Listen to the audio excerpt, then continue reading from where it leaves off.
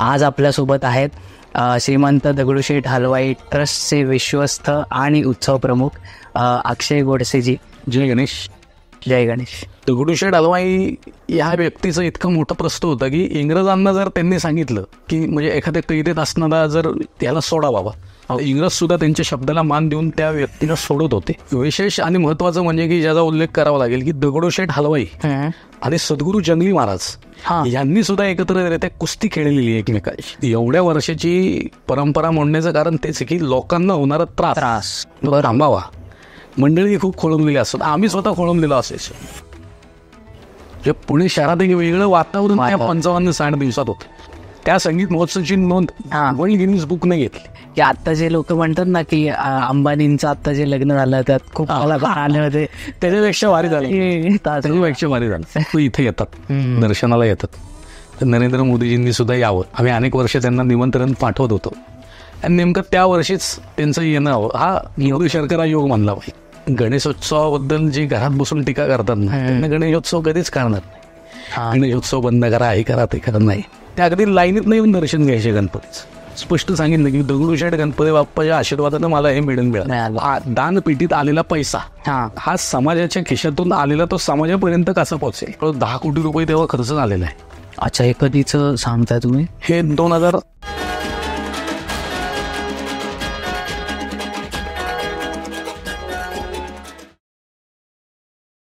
इक्सना studio presents आणि कॉस्मोस्टार media presents sweet टॉक्सच्या आजच्या पॉडकास्टमध्ये तुमच्या सगळ्यांचं मनापासून स्वागत. थंबनेलवरून तुम्हाला लक्षात आलंच असेल आपण आजचा आपला टॉपिक काय असणार आहे आणि आपण कशाविषयी बोलणार. मी जास्त वेळ नाही घालवत आणि तुमची उत्सुकता मला जाणवते, त्यामुळे आपण आजच्या पॉडकास्टला सुरुवात करूयात. आज आपल्यासोबत आहेत श्रीमंत दगडूशेठ हलवाई ट्रस्टचे विश्वस्त आणि उत्सव प्रमुख अक्षय गोडसेजी. अक्षय गोडसेजी, तुमचं नमस्कार. आमचा हा पॉडकास्ट स्पिरिच्युअलिटी रिलेटेड असतो आणि सगळ्यांनाच आपल्या दगडूशेठ गणपती बाप्पाचं खूप कुतूहल असतं. त्यामुळे आम्ही विचार केला की पॉडकास्ट करूयात आणि तुम्हाला विचारला आणि तुम्ही पहिल्या क्षणात हो म्हणलात. सर्वप्रथम त्याचे खूप खूप आभार त्यासाठी.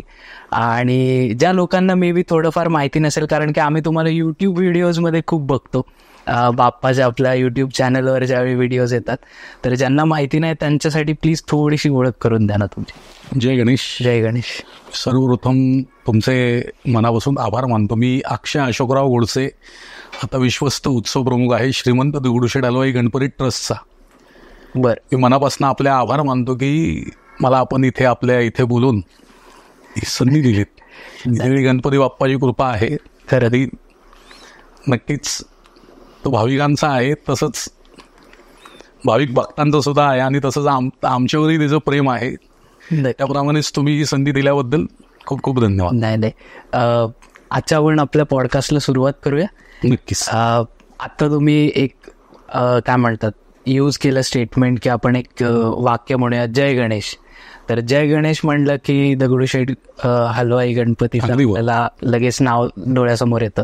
तर काय आहे एक्झॅक्टली याच्या मागे स्टोरी म्हणा, किंवा जय गणेश असं का म्हणलं जातं युजली? याची सुरुवात साधारण एक 35-40 वर्षापूर्वी झाली असं म्हणता येईल. बरं.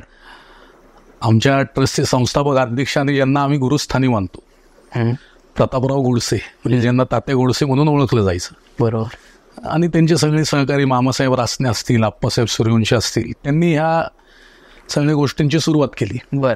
म्हणजे ते सांगायचे की आधी लोक राम राम म्हणायचे, आणि नंतर ही संस्कृती आपली कुठंतरी बाजूला होत चालली. त्या उद्देशाने त्यांनी मग जय गणेश म्हणायला सुरुवात केली. अच्छा. कारण की ते सगळे गणपती बघता होते. करेक्ट. त्या अनुषंगाने ती सुरुवात झाली आणि ते समाजात रुजलं. आणि दगडूशेठची ती ओळख झाली. अच्छा. म्हणजे अगदी आम्ही कुठल्याही आमचं पॅम्पलेट असेल, कुठला बोर्ड असेल, तर तिथं पहिले जय गणेश. जय गणेश. आम्ही सुरुवात कोणी भेटलं तरी नमस्कार करून जय गणेश करतो. करेक्ट. एक गणपती आणि गणपती संप्रदायाचा प्रचार व्हावा या भावनेतनंच ती सुरुवात केली आम्ही. बर. आणि आपल्या बाप्पाचा एक खूप मोठा एक परंपरा आणि इतिहास आहे, तर त्याविषयी आम्हाला थोडं सांगा. मुळात श्रीमंत दगडूशेठ हलवाई गणपती हा सगळ्या महाराष्ट्राचं, देशाचं आराध्य दैवत हे आपण जाणताच. 100%. म्हणजे त्याची प्रचिती अनेक लोकांना आलेली आहे.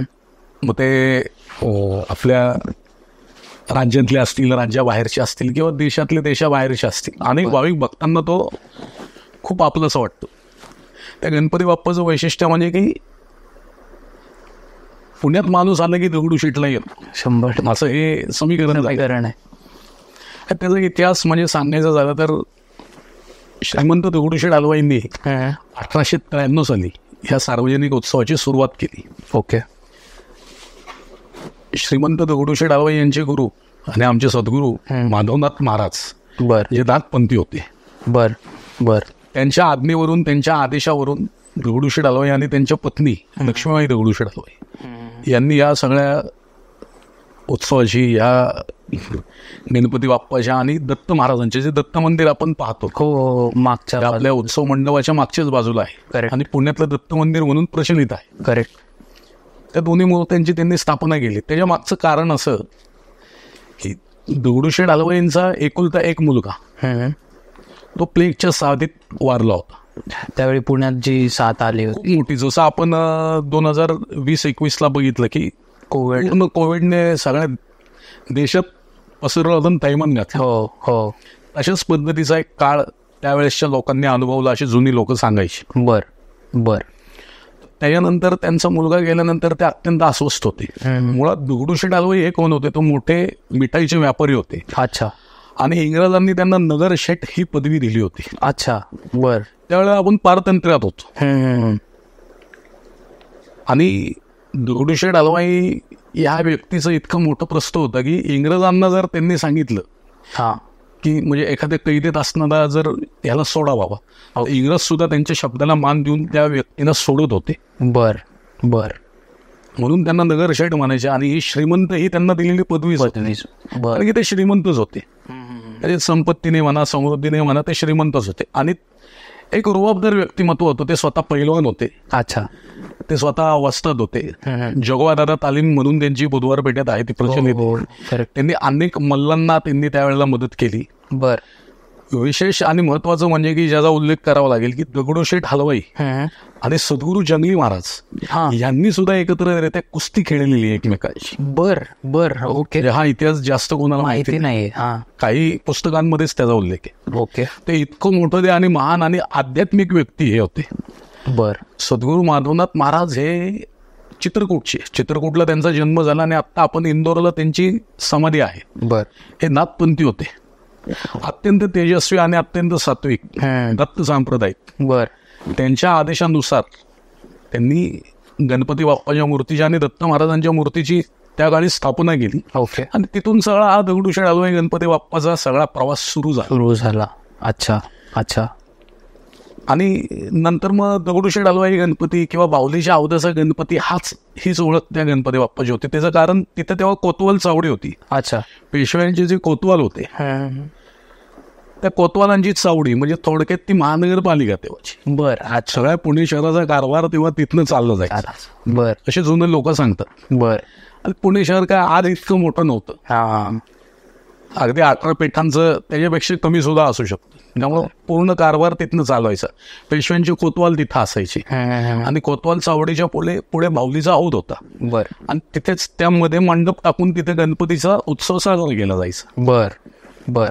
मग अशा पद्धतीनं मग बाहुलीच्या औधाचा गणपती किंवा कोतवाल चावडीचा गणपती किंवा दगडूशेठ हलवाई गणपती असं त्याचं नामकरण विविध प्रकारे होतं. बर बर.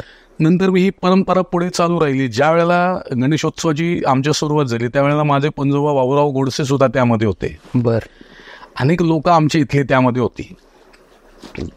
1893 साली जेव्हा उत्सव सुरू झाला त्याच्या अगोदर जुनी लोक सांगतात की कृष्णाजी पंत खाजगीवाले त्यांच्या खाजगी कामासाठी ग्वाल्हेरला गेले होते. बर. त्यांनी ते ग्वाल्हेरच्या संस्थानात सार्वजनिकरित्या गणेशोत्सव साजरा होतोय हे बघितलं आणि त्यांना खूप आश्चर्यचकित झाले. ते अचंबा वाटला की कसं काय लोक एकत्रित येऊन हे उत्सव साजरा करू शकतात. इथं लोक आम्ही बोलवले तर एकत्र यायला तयार नाहीत कारण की त्यावेळेला आपण पारतंत्र्य होतो. आता हे कसं काय होऊ शकतं. त्यांना लक्षात आलं की गणपतीची मूर्ती आज सगळा चमत्कार घडवते. सांगायचं झालं तर म्हणजे गणपती तिथे बसवल्यामुळे सगळी लोक त्या गणपतीमुळे आणि त्या सार्वजनिक गणेशोत्सवाच्या नावाखाली एकत्र येतात. मग तिथे भजन कीर्तनाचे कार्यक्रम असतील, मेळे असतील, काही असतील, त्या कार्यक्रमाच्या निमित्ताने एकत्र येतात. लोक एकत्र यावी आणि इंग्रजांविरुद्ध पारतंत्र्यात आपण असताना एक मोठी चळवळ उभी राहावी, या उदात्त हेतून लोकमान्य बाळ गंगाधर टिळक असतील, भाऊसाहेब रंगारे असतील, दगडूशेठ हलवाई असतील, या सगळ्या महान विभूतींनी आणि जी काय त्यांच्याबरोबर जी लोक होती त्यांनी सार्वजनिकरित्या गणेशोत्सवाची तेव्हा पुण्यामध्ये सुरुवात केली. अच्छा. की लोक एकत्रच येत नव्हते. आणि 5 गणपती बसले, 5चे 25 झाले, 25चे 50 झाले. आज लाखो गणेश मंडळ या महाराष्ट्रात देशात आहेत, आपण पाहतो. सार्वजनिक उत्सवाची सुरुवातच मुळात तिथं जी मुहूर्तमेढ रोवली आणि दगडूशेठचा इतिहास असा सगळा तसा माधवनाथ महाराजांच्या कृपा आशीर्वादाने तेव्हापासून सुरू झालं. आणि त्याच्या मूर्तीची पण काही वैशिष्ट्य आहेत ना, कारण तेव्हापासून म्हणजे ती मूर्ती जी आहे सोंड वक्रतुंड आपण ज्याला म्हणतो तशा पद्धतीचा गणपती तो पहिला बघितला गेला, लोकांनी बघितला आणि त्याच्यानंतर मग सगळीकडे तशा प्रकारच्या मूर्ती सगळे स्थापन करायला लागले. तर त्याची पण काय म्हणजे थोडक्यात मूर्तीची वैशिष्ट्य काय आहे? मूर्तीचं वैशिष्ट्य म्हणजे ती तशी शास्त्रोक्त पद्धतीनं बनवलेली मूर्ती आहे. मुळात दगडूशेठ हलवाई यांनी बनवलेली जी मूर्ती आहे, म्हणजे आता आमच्या शुक्रवार पेठेतल्या 11 मारुती मंदिरात आहे, 11 मारुती गणेशोत्सव मंडळ त्याचं व्यवस्थापन पाहत उत्सव साजरा करत. ती तेव्हाची इको फ्रेंडली मूर्ती म्हणता येईल. अच्छा. म्हणजे कागदाच्या लागण्यापासनं गुळ किंवा जे काय त्या वस्तू होत्या, चुना असेल, लाकूड असेल, त्यापासनं त्या बनवलेली मूर्ती. Eco friendly. आणि जसं आपण अथर्व शीर्षात वर्णन आहे की एकदंतम चतुरहस्तम पाशवम कुशधारिणम, त्याच्याबरोबरच की जो अर्धपद्मासनस्थ आहे त्याला 4 हात आहे, मागच्या हातात त्यांनी 5 अंकुश धारण करून एक अभयवर मुद्रा आहे आणि एका हातात मोदक धारण केले. अशा शास्त्रोक्त पद्धतीने विधिवत बनवलेली ती मूर्ती आहे. ओके. आणि तिन्ही मूर्त्या, आमच्या 3 मूर्त्या आहेत. एक मूर्ती 11 मारुती गणेशोत्सव मंडळाच्या तिथं आहे, जे आपल्या 11 मारुती मंडळात आहे, शुक्रवार पेठेत परांजपे वाड्यात. दुसरी मूर्ती आमचा जो पिताश्री वृद्धाश्रम आहे आणि बालसंगोपन केंद्र कोंडव्याचं, अच्छा, तिथं त्या गणपतीचं मंदिर आहे. अच्छा. दुसरी मूर्ती ही शेठजींनीच बनवली. शेठजी आणि त्यांच्या पत्नी लक्ष्मीबाई त्यांनीच बनवली, जी नंतर त्यांनी व्यापाऱ्यांना उत्सव उभारण्याकरता दिली 1896 साली. आणि तिसरी जी मूर्ती आपण जी आता आपल्या मंदिरात आहे, जी हजारो लाखो गणेश भक्तांचं श्रद्धास्थान आहे, मनोकामना पूर्ण करणारा दगडूशेठ गणपती बाप्पा म्हणून ज्याला ओळखलं जातं सगळ्या देशात जगात, ज्याची ओळख आहे, म्हणजे ज्याच्यामुळे म्हणायला गेला ना मी इथे बसून आपण असं तो गणपती बाप्पा तो सगळा लढीवान स्वरूपात जो आहे, ऐश्वर्य स्वरूपात आहे, ती 1968 साली बनवण्यात आली. 67 साली आमच्या मंडळाची 75 होती. अच्छा. अच्छा. अमृत महोत्सव मोठ्या प्रमाणात साजरा केला. म्हणजे मंडळाचा इतिहास आपण पाहिला तर सद्गुरू माधवनाथ महाराजांच्या आशीर्वादाने सुरू झालेली सगळी परंपरा पुढे हा उत्सव व्यापाऱ्यांनी साजरा केला. व्यापाऱ्यांनंतर 1952 साली ते सुवर्ण तरुण मंडळाची स्थापना केली. ज्यांना आम्ही मागाशी जसं मी तुम्हाला म्हणलं आम्ही गुरु मानतो, तात्यासाहेब गोडसे आणि त्यांच्या नेतृत्वाखाली सगळ्या लोकांनी सुवर्णयुग तरुण मंडळाची स्थापना केली. आणि मग सुवर्णयुग तरुण मंडळाच्या ताब्यात हा सगळा उत्सव आला. व्यापाऱ्यांना त्यांनी विनंती केली की आता आम्ही ह्या सगळ्या उत्सवाची जबाबदारी घेतोय. तेव्हा 2 मूर्त्या 300 रुपये रोख, त्या भोगपडे पैसे, तेव्हा भोगपडे पैसे असायचे असं तात्या सांगायचे. अच्छा. 9 आरसे, 4 कडी हातात घालायची पंचधातूची, म्हणजे सोनं कमी आणि इतर धातू जास्त, आणि 1 कंठी. असं सगळं त्यांनी ह्या सुवर्णयुग तरुण मंडळाच्या सगळ्या युवा कार्यकर्त्यांकडे दिला. आणि मग तेव्हापासून सुवर्णयुग तरुण मंडळाच्या माध्यमातून हा उत्सव सुरू झाला. 52 ते 67 त्यांनी अत्यंत चांगल्या पद्धतीने उत्सव साजरा केला. 67 साली 75 होती. त्या आवर्जून एक गोष्ट सांगायची की तेव्हा आम्ही कार्यकर्त्यांची मीटिंग घेतली की वर्षभरात कार्यकर्त्यांनी 100 रुपये द्यायचे आता 100 रुपये तेव्हा खूप खूप होते. 52 म्हणताय ना, 58 67 75च्या वेळेस. हा 75. कारण की त्याचा खर्च खूप होता. हा हा. पण आपण पहिले आपल्यापासून सुरुवात करायची. म्हणून प्रत्येकाने तिथं माझे 100 रुपये, माझे 100 रुपये आता वर्षभरात द्यायची. अच्छा. 100 रुपये सुद्धा देणं त्या अवघड होतं, अशी परिस्थिती त्यावेळेला होती. बरोबर. पण सगळ्यांनी ते जमवले आणि जेवढा खर्च काहीतरी 15,000 रुपये अपेक्षित होता. अच्छा. तिथं काहीतरी 18-19,000 रुपये गोळा झाले. अरे बाप. वर्षभरात. हा. त्यामुळे अजून त्यांनी दणक्यात तो उत्सव साजरा केला. बर. तेव्हा त्यांनी असा निर्णय घेतला की आपण पारंपरिक पद्धतीनं अत्यंत साजरा करायचा. तेव्हा त्यांनी गुलाल बंद केला. ढोल ताशे जे नाचायचे ते नाचणं बंद केलं. बर बर. मिरवणुकीमध्ये सुधारणा केली. महिलांचे कार्यक्रम आणले, त्याच्यामध्ये सांस्कृतिक कार्यक्रम आणले, भजनी मंडळं आणली, मेळे आणले. बर. एक आगळा वेगळा गणेशोत्सव तेव्हापासून तो त्यांनी साजरा करायचा निर्णय घेतला आणि त्यांनी ती सुरुवात केली. बर. पुण्यामध्ये. आणि मग त्या 67च्या मिरवणुकीमध्ये आता ती मूर्ती कागदाच्या लागण्याची होती. त्यामुळं तिच्या हाताला थोडासा धक्का लागला आणि मूर्ती बदलण्याचा निर्णय झाला. अच्छा. आणि मग त्यावेळेसच्या गुरुजींनी सांगितलं की या मूर्तीचा तुम्ही उत्सव साजरा करू नका. ही आठवण म्हणून तुम्ही तिची पूजा अर्चा करा, हिला हलवू नका. बर. मग ती बाजूला ठेवण्याचा निर्णय झाला, नवीन मूर्ती करण्याचा निर्णय त्यावेळेला ठरवला. तेव्हा आमचे आत्ता जे उपाध्यक्ष बाळासाहेब परांजपे ते विजय मेडिकल कॉलेजमध्ये होते. बर. आणि तिथं नागाचार्य शिल्पी हे कर्नाटकचे प्रसिद्ध मूर्तिकार. बर बर. ते आले होते. ते आले असताना त्यांनी म्हणजे त्यांचा शिल्पकलेत खूप हातखंडा होता. आणि तेव्हाचा काळ खूप, आता सगळे टेक्नॉलॉजी आले. सगळे सगळं ऍडव्हान्स झाला. तेव्हा काहीच नव्हतं. तेव्हा त्यांनी हाताचे मॉडेल, पायाचे मॉडेल माणसाच्या असं बनवलं होतं असं सांगतात की. आणि ते इतकं ॲक्युरेट होतं की त्याचं ते व्यवस्थित साचेबद्ध होतं. बर बर. मग ते बाळासाहेबांनी येऊन तात्यांना सांगितलं की अहो तर ते असं तो, आणि मुलगाच हे म्हणले फार चांगला कलाकार आहे, आपण त्याला एक संधी देऊ. चालेल म्हणले, आपण भेटू त्यांना. मग ते भेटले. ते भेटल्यानंतर चर्चा झाली, त्यांनी गणपतीची मूर्ती दाखवली. तर त्यांनी काही गोष्टी अजून त्याच्यात हे केल्या ऍड की त्याचा खांदा असा पाहिजे.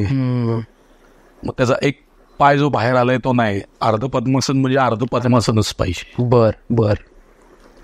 आधीच्या मूर्तीचा हात असा पोट एक डाव्या हाताचं बाहेर आहे, ते असं नाही, असंच पाहिजे. अच्छा. मोदक असंच हात मोदक. कारण की नागाचार्य शिल्पींचे वडील शंकरप्पा शिल्पी हे कर्नाटकातले पंडित होते. अच्छा. हे पुजारीच होते. करेक्ट. त्यांची बॅकग्राऊंड सगळी पूजा अर्चा करणारा माणूस. आणि त्यांनी बघितलं की हे येत आहेत आपल्या मुलाकडे, सगळं चाललंय यांचं काहीतरी मूर्ती बनवायचं काम चाललंय. तर सहज म्हणून त्यांनी सगळ्यांना असं प्रस्ताव दिला की अरे बाबा तुम्ही अशी गणपतीची मूर्ती करताय, चांगली गोष्ट आहे, पण तुम्ही एक काम करणार का म्हणते. हे या 68 साली जवळजवळ 350-400 वर्षांनी एक अमृत योग आलाय, तो मुहूर्त आलाय. ओके. म्हणजे येणारं जे ग्रहण आहे त्या ग्रहणात जर आपण गणपतीचं यंत्र सिद्ध करून जर त्या पोटात बसवलं तर फार चांगलं होईल आणि येणाऱ्या भाविक भक्तांच्या मनोकामना हा गणपती बाप्पा पूर्ण करेल. कारण की यंत्र हे आपल्या हिंदू धर्माचं एक हिंदू धर्मात त्याचं सगळं आलेलंच आहे, स्थान आहे त्याला एक विशेष. आपण मीनाक्षी मदुराईमध्ये गेला मंदिर, मीनाक्षी अम्माच्या मंदिरात जर गेला तिथं तिचं सुद्धा सुवर्ण यंत्र आहे. कोल्हापूरच्या महालक्ष्मी मंदिरामध्ये दगडावर कोरलेलं आहे. तिरुपती बालाजीला आहे. म्हणजे दक्षिण भारतात जेवढी काही मंदिर आहेत तिथे ही यंत्र कोरलेली श्रीयंत्र असेल, गणेश यंत्र असेल, लक्ष्मी यंत्र असेल. बरोबर. त्या यंत्रांवरती मंदिरात ती तयार झाली अशी तिथली परंपरा आहे. बरोबर. आणि ते कर्नाटकातलेच होते. त्यामुळे त्यांनी ते तशी सूचना दिली. ती सूचना सर्वांनी मग ते मान्य झाली. आणि एक छोटं मॉडेल त्या मूर्तीचं तयार करण्यात आलं. अच्छा. आणि मग तेव्हा आर्यन थिएटर होतं मंडईमध्ये. बर. ते आर्यन थिएटर बुक करून त्या मोठ्या पडद्यावर असं सगळ्यांना दाखवलं, असं तात्या नेहमी सांगाय. हा. तेव्हा अशी आपली नवीन मूर्ती होणार. बर. आणि मग त्या कामाला सुरुवात झाली. मग ते यंत्र बसलं, सगळं विधिवत त्याची गणेशोत्सवामध्ये दान प्रतिष्ठा झाली. सर्वात महत्वाचं म्हणजे त्यावेळेला गुळवणी महाराज होते. हो, सद्गुरू गुळवणी महाराज, करेक्ट. दत्त महान अनुभूती यांना आपण म्हणतो. त्या गुळवणी महाराजांच्या हस्ते या गणपती बाप्पाची स्थापना झाली. त्या तारीख होती 27 ऑगस्ट 1968. बर. सगळा योगायोग हा सगळा खूप मोठा होता आणि अमृत योग होता. शेवटी ह्या सगळ्या गोष्टी कुठंतरी विधी लिखित असं देवाच्या इच्छा बाप्पा घडवतो. पण मान्य करो न करो, आपल्याला काय अंधश्रद्धा पसरावायची नाही, पण हे श्रद्धेचा भाग आहे. असं तो 68 सालानंतर. आणि शिल्पींनी महत्वाचं म्हणजे सांगितलं होतं की तुम्ही जेवढे धार्मिक विधी या मूर्ती पुढे करता तेवढं या मूर्तीचं तेज वाढत जाईल. बर. आणि आज आपण बघतोय. करेक्ट. त्याचं सगळं पवित्र पाळलं जातं. तिथे गणेशाग होतात, 5 वेळेला आरती होते, बर, पूजा अर्चा होतात, भाविकांच्या हातनं अभिषेक होतात. आणि ते अजून वाढत चाललंय, खुलत चाललंय, आपण पाहतोच. असा हा प्रवास आज तागायत आता सुरू आहे. बर. म्हणजे जसं नाव मंडळाचं आहे सुवर्णयुग तरुण मंडळ, म्हणजे त्या काळी त्यांना मे बी माहिती असेल की खरंच सुवर्णयुग पासून चालू झालंय. आणि म्हणजे आता दगडूशेठ गणपती म्हणलं, आणि मी असं एक वाचलं होतं की जेव्हा मिरवणूक चालू झाली दगडूशेठ गणपतीची, त्याच्या दुसऱ्या वर्षी 100 मंडळं, त्या 100पेक्षा जास्तच मंडळं स्थापन झाली आणि त्यांनी पण मग मिरवणुकीला सुरुवात केली. आणि मग लक्ष्मी रस्ता जो एक पुण्याचं वैभव एक आहे की विसर्जन मिरवणुका, ढोल ताशे, आणि सगळ्याचं अट्रॅक्शन म्हणतो आपण ते म्हणजे दगडूशेठ हलवाई गणपती, की त्यांची विसर्जन मिरवणूक बघायला लोक लांब म्हणजे परदेशातून येतात. तर त्याची सुरुवात मग कशी झाली की लक्ष्मी रस्त्याला पण काहीतरी इतिहास आहे आणि तो आपल्या बाप्पाशी निगडीत आहे. लक्ष्मी रस्ता म्हणजे ज्या दगडूशेठ हलवाईंच्या पत्नी होत्या, लक्ष्मीबाई दगडूशेठ हलवाई, मी जसं मागाशी तुम्हाला म्हणतो, त्यांच्या नावानेच लक्ष्मी रस्ता म्हणजे महानगरपालिकेने त्या रस्त्याला नाव दिलं. आणि आपण बघतो की खरंच त्या रस्त्यावर लक्ष्मीच आहे. लक्ष्मीचा वास आहे. म्हणजे थोडक्यात समृद्ध ऐश्वर्यता तिथं आहे, सगळे व्यापारी तिथले संपन्न आहे. आणि लक्ष्मी रोडची मिरवणूक हे पुणे शहराचं वैभव आहे. विसर्जन मिरवणुकीला आपण पाहतो की आपले सगळे मानाचे 5 गणपती असतील. करेक्ट. आमच्या मंडई मंडळाचा असेल, बाबूगणूचा असेल, हे सगळे एकत्र मोठी मंडळं तिथनं जातात. त्यामुळे त्या एक लक्ष्मी रोडचं वेगळं एक वैशिष्ट्य आहे. बरोबर. त्यामुळे दगडूशेठची मिरवणूक अगोदर आम्ही मंडईमध्ये जायचो, अशी लोक सांगतात की दगडूशेठचा गणपती आधी मंडईमध्ये येऊन मग मंडईच्या मागणं निघायचा. बर. त्याच्यानंतर मग आमचं 84 साली जेव्हा मंदिर झालं, त्यावेळेला 84 पासून मग मंदिर असे तिथनं निघायला लागलं, पण मंडईच्या मागेच निघाल. करेक्ट. आणि मग लक्ष्मी रोडनी जाणं एक स्वाभाविकच आहे. सगळे म्हणजे मंडई मंडळाचा शारदा गणपती असेल किंवा आपला कसबा गणपती असेल, हे सगळे मोठे मोठे गणपती त्या ठिकाणावरनं जातात. मग त्या लक्ष्मी रस्त्याला आपसुकच महत्व येणं स्वाभाविक आहे. करेक्ट. आणि लोक वाट बघत असतात, आवर्जून वाट बघतात, कितीही उशीर होऊन दे. बरोबर. दगडूशेठचं दर्शन घेतल्याशिवाय माणूस हलत नाही. 100%. आणि मागच्या वर्षीपासून तुम्ही एक काय म्हणतात एक नवीन परंपरा चालू केली असं पण म्हणूयात की संध्याकाळी आता निघायला विसर्जन मिरवणूक सुरुवात होते, तर त्याविषयी तुम्हाला काय सांगावं वाटेल? आम्ही तो निर्णय अशा करता घेतला की मिरवणुकीला होणारा उशीर म्हणजे काय होतं की सगळ्या शहरावर त्याचा ताण येतो. शहर आता आधीसारखं राहिलेलं नाही. पोलीस यंत्रणा असेल किंवा महापालिका प्रशासन असेल, नागरिक असतील, गणेशोत्सव मंडळ असतील, विनाकारण एक वेगळीच काहीतरी चर्चा होते. आणि त्या चर्चेतनं काय म्हणजे उत्पन्न काय होत नाही, कुठंतरी गालबोट लावण्याचं काम होत होतं. त्यामुळं असा आम्ही निर्णय घेतला की उगाच उशीर करण्यापेक्षा, आणि 2022ला आम्हाला प्रचंड उशीर झाला. सकाळी 7:30 वाजता आम्ही दुसऱ्या दिवशी निघलो. करेक्ट. पण मिरवणुकीला काय अर्थच नाही ना. करेक्ट. आमच्या रात्राला दगडूशेठच्या विद्युत रोषणाई असते, विद्युत रोषणाई बघण्याकरता सुद्धा अनेक लोक थांबलेले असतात. करेक्ट. ती विद्युत रोषणाई म्हणजे नव्हतीच असं म्हणलं पाहिजे. आणि हा आम्ही लोकांकरता आणि भाविकांकरता घेतलेला निर्णय आहे. बर. की ज्या वेळेला मानाचे 5 गणपती लक्ष्मी रस्त्याने जातात. त्याच्यानंतर महापालिका सेवकांचा एक वर्गाचा एक गणपती असतो. बरोबर. आणि नंतर मग लक्ष्मी रोडचा एक पोष्टाकासर वगैरे अशी मंडळ असतो. हो. एक साधारण आम्ही 4 ते 6 मध्ये निघण्याचा निर्णय घेतला. मग आमचं ठरलं की आपण 4 वाजता निघूयात. बर. आम्ही 4 वाजता जाण्याचा निर्णय घेतला आणि भाविकांनी त्याचा प्रचंड प्रतिसाद दिला. हा. बर. या अगदी शेवटपर्यंत काही लोकांना असं वाटत नव्हतं की खरंच दगडूशेठ निघालाय का. एवढ्या वर्षाची परंपरा मोडण्याचं कारण आम्ही भाविकांसाठीच ती परंपरा जी कारण नसताना रखडलेले भाविक त्या वर्षी अक्षरशः कळत झाला त्या गोष्टीचा. विनाकारण उशीर झाला. बरोबर. लोकांचा खोळंबा झाला. सगळी मिरवणूक. आणि ठीक आहे, आता ती पुढे आम्ही आता मागच्या वर्षी 4 वाजता निघाल्यानंतर दगडूशेठ पुढे गेल्यानंतर किती तास पुणे शहराची मिरवणूक चालली ते आपल्या सगळ्यांना माहिती आहे.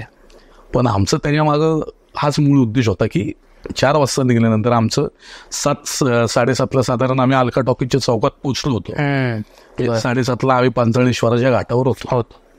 3.5 तास लागतात, 4 तास जरी धरले. करेक्ट. 8 वाजता आमची मिरवणूक विसर्जन संपलेली होती. बरं. आणि पोलीस प्रशासनाचा ताण कमी होतो. करेक्ट. दगडूशेठसाठी आवर्जून लोक थांबलेले असतात. बरोबर. आता यावर्षी 4 वाजता आवर्जून लोक येणार. बरोबर. आणि आम्ही ती नवीन प्रथा सुरू केली. यावर्षी स्वतः आम्ही 4 वाजताच निघणार. म्हणजे आता दरवर्षी आपलं गणपती 4. हो. एवढ्या वर्षाची परंपरा मोडण्याचं कारण तेच की लोकांना होणारा त्रास कमी तो कुठेतरी कमी व्हावा, थांबावा.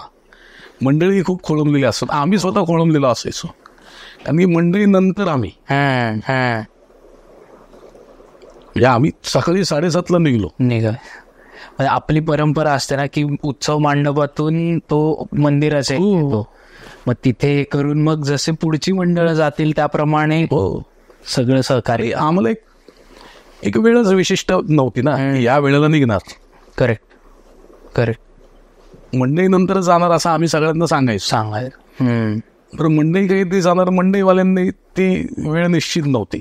पुढचं सगळं. आणि हे सगळं कसं होतं की मग इथली अडकली की तिथली मंडळं अडकली. हे सगळं होत जातं. एकदा कसं असतं, पोलीस यंत्रणेला मदत करण्याकरता किंवा भाविकांना सुलभ दर्शन होण्याकरता आम्ही तो घेतलेला निर्णय की आता एकदा दगडूशेठ गेला की त्यांचा जवळजवळ 60-70% ताण कमी होईल, ती गर्दी कमी होईल आणि मिरवणुका पटापट होतील. आणि याच्यामध्ये एक मुद्दा महत्वाचा सांगा असं वाटेल की आपल्या प्रशासनाने घालून दिलेले जे मिरवणुकीतले नियम असतात त्याचं काटेकोरपणे पालन होतं, जे की म्हणायला थोडंसं विचित्र वाटेल पण सगळ्याच मंडळांकडून होतं असं नाही. म्हणजे ते ढोल ताशा पथकं असतील ज्याचं लिमिट एक दिलेलं असेल, पण ते सगळ्यांकडून होतंच असं नाही. पण ते आपण दरवर्षी आवर्जून करतोच. आम्ही 2012 साली हा निर्णय घेतला. तर आमचे अध्यक्ष होते अशोक भाऊ गुडसे, माझे वडील. त्यांनी असा निर्णय घेतला की आपण एकच पथक मिरवणुकीत लावायचं. बरोबर. तेव्हापासून आज तागात आम्ही एकच पथक मिरवणुकीत लावतो. त्याची ढोलांची जी संख्या आहे, जी पोलीस प्रशासनाने जी नियमावली ठेवलेली असते, 60 असेल तर 60, 40 असेल तर 40, 50 असेल तर 50, त्या नियमाप्रमाणे आम्ही तेवढे ढोल लावतो. बरोबर. टोल लावा म्हणजे टोल लावतो, नाही लावायचं म्हणजे नाही लावत. बरोबर. एक पथक आणि 2 बँड जे आमचे पारंपरिक आहेत. म्हणजे त्या प्रभात बँडची स्थापना काहीतरी 1934 झाली. त्या साली सुद्धा ते मिरवणुकीत होते. अच्छा, असं ते सांगतात. अच्छा, बर. आता त्यांना तर नाही म्हणू शकत नाही. आणि बँडचा हे मोठं नसतं. हो, बँड पटपट पुढे सर बँडचा काय कोणाला असं त्रास होण्याचं कारण नाही. अजिबात नाही. त्यामुळे प्रभात आणि दरबार हे पुण्यातले मोठे ब्रँड. करेक्ट. नाही, 2 बँड आणि एक स्वरूप वर्धनीचं ढोल ताशाचं पथक असतं, एवढंच असतं. करेक्ट. त्याच्यामध्ये आमची बैल जोडलेलं गणपती बाप्पाचं रथ. करेक्ट. आणि तुम्ही जर बघितलं तर कुठलीही मिरवणूक तुम्ही त्याचे व्हिडिओ काढून बघा, आम्ही थांबत नाही शक्य. नाही, अजिबात नाही. आम्हाला जर जागा पुढे मिळाली पटकन आम्ही पुढे घेतो ते लगेच मिरवणूक. हो. आणि लोकांना तेच बघायचं असतं की कधी येतं बापू. आणि सगळंच असतं, ती जबाबदारी असते. शेवटी त्या मूर्तीच्या सुरक्षेचा प्रश्न असतो. हो. मूर्ती रथावर असते. बरोबर. विशिष्ट उंचीवर असतो. बरोबर बरोबर. त्यामुळे तो एक सुरक्षेचा एक प्रश्न असतो. नियम असतो. म्हणून लवकर जेवढी मिरवणूक होईल तेवढा आम्ही त्याचाच प्रयत्न करतो. Correct correct correct.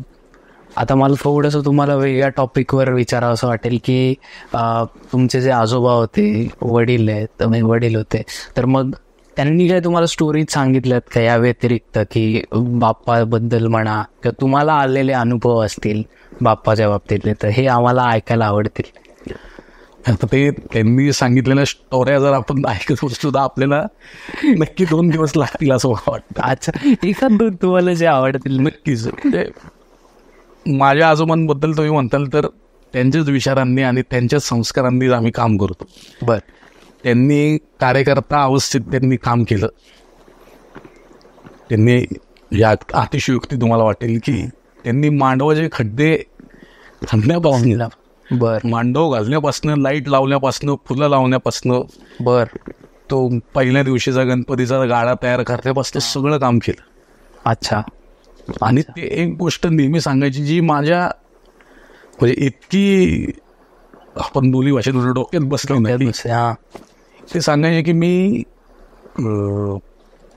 फुलाच्या दांडीवर काम करत होतो, फळीवर झोपत होतो. ओके. फुलवानांच्या इथं अशा फळ्या असायच्या. बरोबर. पण माझ्या गणपतीने मला देशाच्या राष्ट्रपती शेजारी बसवलं, ही किमया माझ्या दगडूशेठ बाप्पांनी घडवली. आणि त्याच्यामुळे मी देशाच्या राष्ट्रपती शेजारी बसू शकलो. बर. हा अनुभव आलेला खूप मोठा आहे. आणि ही घरी तिची आलेली प्रचिती आहे. माझ्या आजोबा असतील, माझे वडील असतील, माझे पंजोबा असतील, किंवा समाजात आज आम्ही वावरतो ते दगडूशेठच्या नावानेच वावरतो. जसं मी तुम्हाला मागाशी म्हटलं की त्याच्यामुळेच आपण सगळे मुलाखत देतोय. हो. माझ्यासारख्या एका कार्यकर्त्याला आपण सन्मानित करून बोलवलं आहे ना. ही वस्तुस्थिती आहे. हे तात्या गोडसे सुद्धा ही गोष्ट सांगायची. बर बर. की त्यांची परिस्थिती अत्यंत हलकीची होती. त्यांची आई वयाच्या 4थ्या वर्षी गेली. नंतर वडिलांनी त्यांना सांभाळलं, त्यांच्या आत्याने त्यांना सांभाळलं. अच्छा. नंतर मग हळूहळू आमच्या इथं सगळी फुलाची दांडी होती, मोठी मोठे मोठे व्यापारी होते. त्यांचे तिथे ते कामाला लागले. फुलं होऊन ते त्यांचा उदरनिर्वाह करत होते. बाप. आणि नंतर ते फुलाचं काम शिकले. मग कुठं त्यांनी कोल्हापूरला प्रभात फिल्म कंपनीमध्ये काम केलं होतं. अच्छा. सुतारकाम. अच्छा. हो. त्यामुळे सुतारकाम त्यांना चांगलं यायचं. बर. मग नंतर PDCC बँकेत त्यांनी शिपाईची नोकरी केली अनेक वर्ष, पुणे जिल्हा मध्यवर्ती सहकारी बँकेत. त्याच्यानंतर मग त्यांनी पानाचं दुकान टाकलं, जे अजून सुद्धा आहे आमचं. बर. समाधान चौकामध्ये समाधान पान म्हणून. अच्छा अच्छा अच्छा. म्हणजे त्या अजून सुद्धा आम्ही झालो होतो तितकेच. अच्छा. आता 55-56 वर्ष झाले. अरे बापरे. तेव्हापासून त्यांचा प्रवास तसा सुरू झाला. माझे वडील सुद्धा पुणे महानगरपालिकेमध्ये शिपाई होते. बर बर. नंतर मग त्यांनी स्वतःचा हॉटेल व्यवसाय सुरू केला. अच्छा.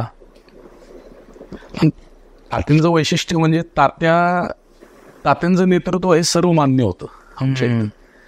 आणि तात्यांना कार्यकर्त्यांची नस कळायची, अशा अजून सुद्धा जुनी लोक सांग. अच्छा. कुठलाही कार्यकर्ता त्यांच्याकडे गेलं तर ते कधीच नाराज नाही. आणि नेतृत्व गुण त्यांच्यात होते, त्यांचं वक्तृत्व चांगलं होतं. आणि त्यांना धार्मिक आणि सामाजिक कार्याविषयी खूप तळमळ होती. सामाजिक कार्याविषयी ते नेहमी म्हणायचे की सार्वजनिक गणेशोत्सवाच्या माध्यमातून मानव सेवेचं महामंदिर कार्यकर्त्यांनी उभं केलं. वा. हे ते नेहमी सांगायचे. म्हणजे बँकेत काम करणारा एक शिपाई स्वतःची बँक काढतो. करेक्ट. स्वर्ण सहकारी बँक लावायची. हा गणपती बाप्पाचा आशीर्वाद प्रचितीच आहे. आणि एक तो म्हणजे एक फुलाच्या दुकानात काम करणारा एक व्यक्ती, त्याला पुण्यभूषण पुरस्काराने सन्मानित केलं जातं, महानगरपालिकेचं मानपत्र दिलं जातं. ही खूप मोठी गोष्ट आहे. ही गणपती बाप्पाची कृपा आहे. 100%. ही वडील स्वतः माझे अगदी वयाच्या 10व्या वर्षापासून कार्यकर्ता म्हणून त्यांनी काम केलं. अच्छा. पुढे तात्यांच्याच नेतृत्वाखाली सुवर्णयुक्त मंडळात त्यांनी काम केलं कार्याध्यक्ष म्हणून. नंतर सुवर्णयुक्त बँकेचे संचालक झाले. अच्छा. 2002ला ते विश्वस्त झाले दगडूशेठ ट्रस्टचे, आणि 2010ला ते अध्यक्ष झाले. बर बर. अचानक त्यांचं निधन झाल्यामुळे त्यांच्या जागी मला विश्वस्तपदी काम करण्याची संधी मिळाली आणि 2 वर्षापूर्वी मी उत्सव प्रमुख झालो. ही सगळी शेवटी गणपती बाप्पाची किमया आहे, कृपा आहे. कृपा आहे. त्याच्या कृपा आशीर्वादानेच आम्ही हे सगळं हे करू शकतो. नाही तर आमची तेवढी खरंच कॅपॅसिटी नाही. म्हणजे ही ताकद तिची ताकद सगळे हे की एवढा सगळा डोलारा ती व्यवस्था पाहणं, सगळं ते करणं. थोडक्यात पाठबळ म्हणतो ना तशा. फ्रीजच आहे. आणखी किती लोक येतात, किती आणि कोणाकडे आकडा नाही. हो. आता तुम्हाला म्हणजे गंमत वाटेल की मागच्या वर्षी पोलिसांनी अधिकृत आकडा त्यांनी जाहीर केला की दगडूशेठला 2 कोटी लोकांनी दर्शन घेतलं.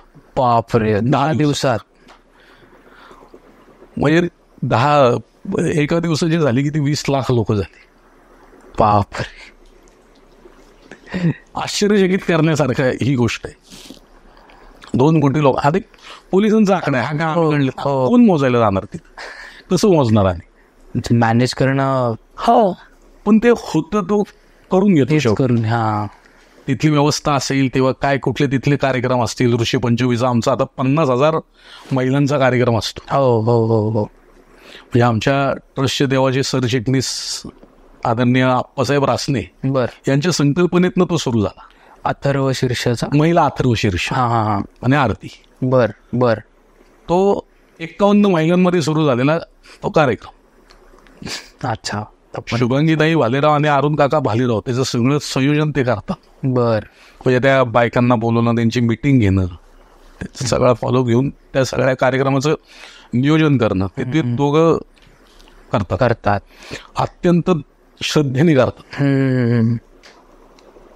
आणि अत्यंत धार्मिक भावनेने करतात आणि निशुल्कपणे करतात. इतक्या वर्ष फार त्यांची गणपती बाप्पावर श्रद्धा. त्यांची मुलगी सुद्धा आता त्या कामात त्यांना मदत करते. अच्छा.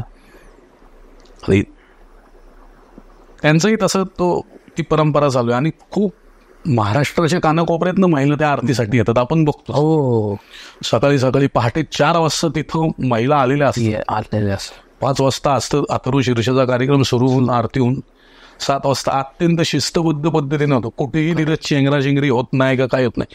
अत्यंत प्रसन्न आणि मंगलमय वातावरण, गणपतीमय वातावरण त्यावेळेला असतं. करेक्ट आहे. म्हणजे असे कार्यक्रम खरं तर सार्वजनिक गणेशोत्सवाच्या प्रत्येक मंडपामध्ये झाले पाहिजे. बरोबर आहे. ही खऱ्या अर्थानं काळाची गरज आहे. बाकी ही गणेशोत्सवाची ताकद आहे. 100%. आज गणेशोत्सवाबद्दल जी घरात बसून टीका करतात ना, गणेशोत्सव कधीच करणार नाही. गणेशोत्सव बंद करा, हे करा, ते करत नाही. गणेशोत्सवाच्या माध्यमातून किती लोकांना रोजगार मिळतो, किती लोकांचा उदरनिर्वाह त्या गणेशोत्सवावर चालतो, ह्याचा आकडा आपण काढला तर त्याची बेरीज सुद्धा करता येणार नाही. अगणित आहे सगळं.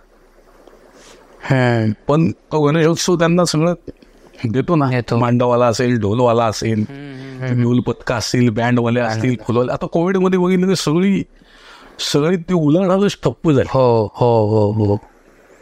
त्यांच्या खाण्यापिण्याचा प्रश्न निर्माण झाला शकतो. करेक्ट.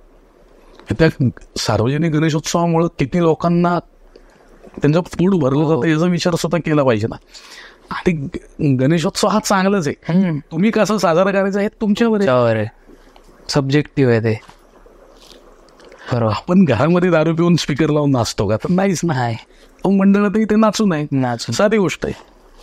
ज्याचा तुम्ही चांगल्या पद्धतीनं साजरा केला ना तर त्याचा रिझल्ट तुम्हाला चांगलाच मिळणार आहे. हे मी तुम्हाला 100% सांगतो. कारण की हा धार्मिक उत्सव आहे, गणपतीचा उत्सव. बरोबर. म्हणजे ज्याचं पूजन केल्याशिवाय हिंदू संस्कृतीतलं, हिंदू धर्मातलं कुठलंही शुभ कार्य होत नाही. ज्ञानेश्वर महाराजांनी सुद्धा प्रथम गणपतीला वंदन केलं. ज्ञानेश्वरचे ओम नमोजी आद्या वेद प्रतिपाद्या. म्हणजे असं हे ह्या आपल्या इतक्या मोठ्या देवतेचा उत्सव आहे. तिचं पावित्र्य, त्याचं मांगल्य आपण राखलंच पाहिजे. आणि ज्या चुकीच्या पद्धती आहेत, ज्या चुकीच्या प्रथा आहेत त्या नक्कीच बंद झाल्या पाहिजे. त्याविषयी आम्ही दगडूशेठ हलवाई गणपती ट्रस्टच्या माध्यमातून नेहमीच बोलत असतो. आमचा अखिल महाराष्ट्र गणेशोत्सव महामंडळ आम्ही 1988 साली स्थापन केलं. दगडूशेठ हलवाई गणपती ट्रस्टनी. 75 कार्यक्रम आणि 40 कलमी आचारसंहिता. हे त्यावेळेचे जेवढे तज्ञ पत्रकार होते त्यांनी तयार केलेली आहे ती. ते अजून चालू आहे.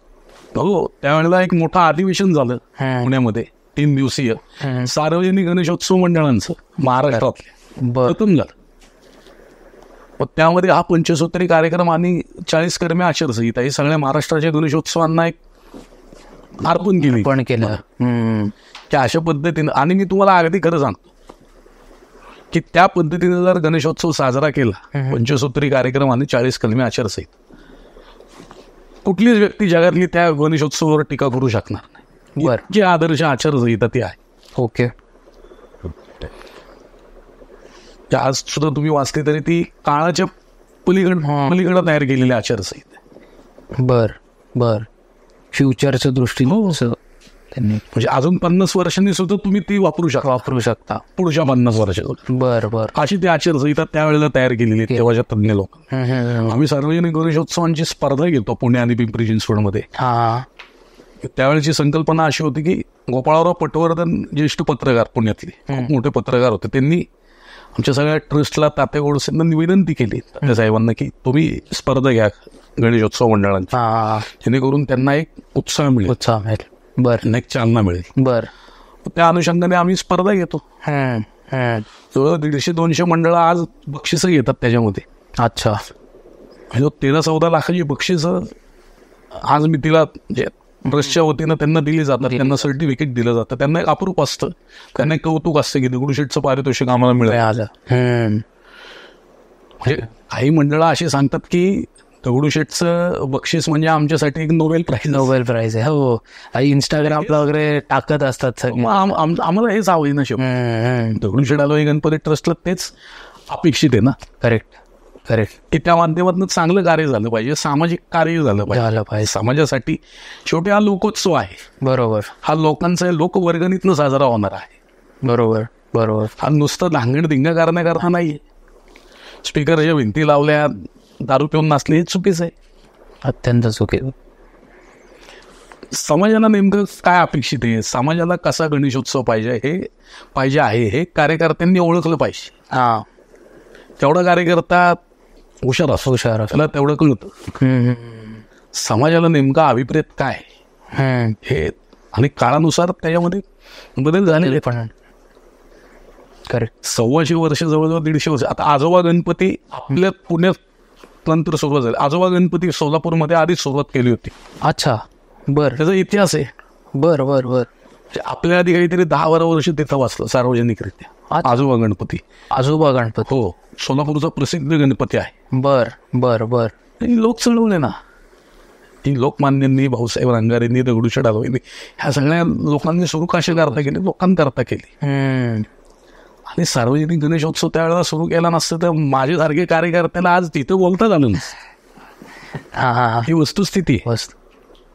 बर. खऱ्या अर्थानं गणेशोत्सवाची सुद्धा गणेशोत्सवाची सुद्धा गरज आहे. काळाची गरज आहे गणेशोत्सव. चांगल्या पद्धतीचा होऊ शकतो. आम्ही असं ऐकलंय की आपली जी मूर्ती आहे तर ती काहीतरी काश्मीरमध्ये पण आर्मीच्या ह्याच्यात असते का पाठवली जाते, आणि कोरिया, सिंगापूर त्या साईडला पण आपली मूर्ती असते का तिथून भाविक येतात, आणि आम्ही ते व्हिडिओजमधून बघत असतो. पण खरं काय आहे तुम्ही सांगाल?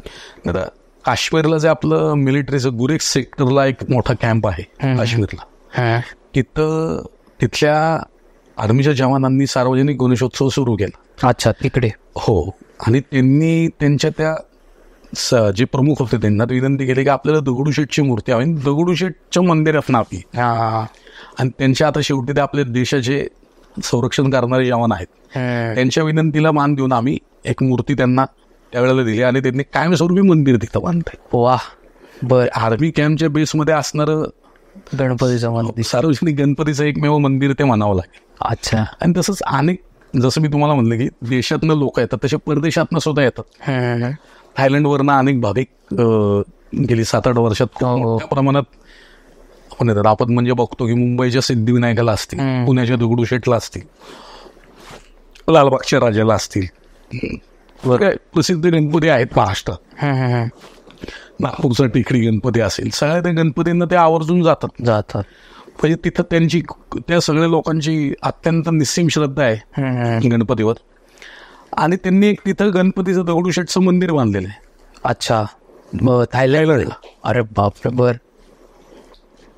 थायलंडला त्यांनी ते मोठ्या प्रमाणात मंदिर बांधलं आणि ती मूर्ती त्यांनी स्वतः तयार केलेली. बर. फक्त ती पुण्यामध्ये बनवली. आता त्या मंदिराचं उद्घाटन होईल. अच्छा. मला वाटतं गणेशोत्सवानंतर होईल.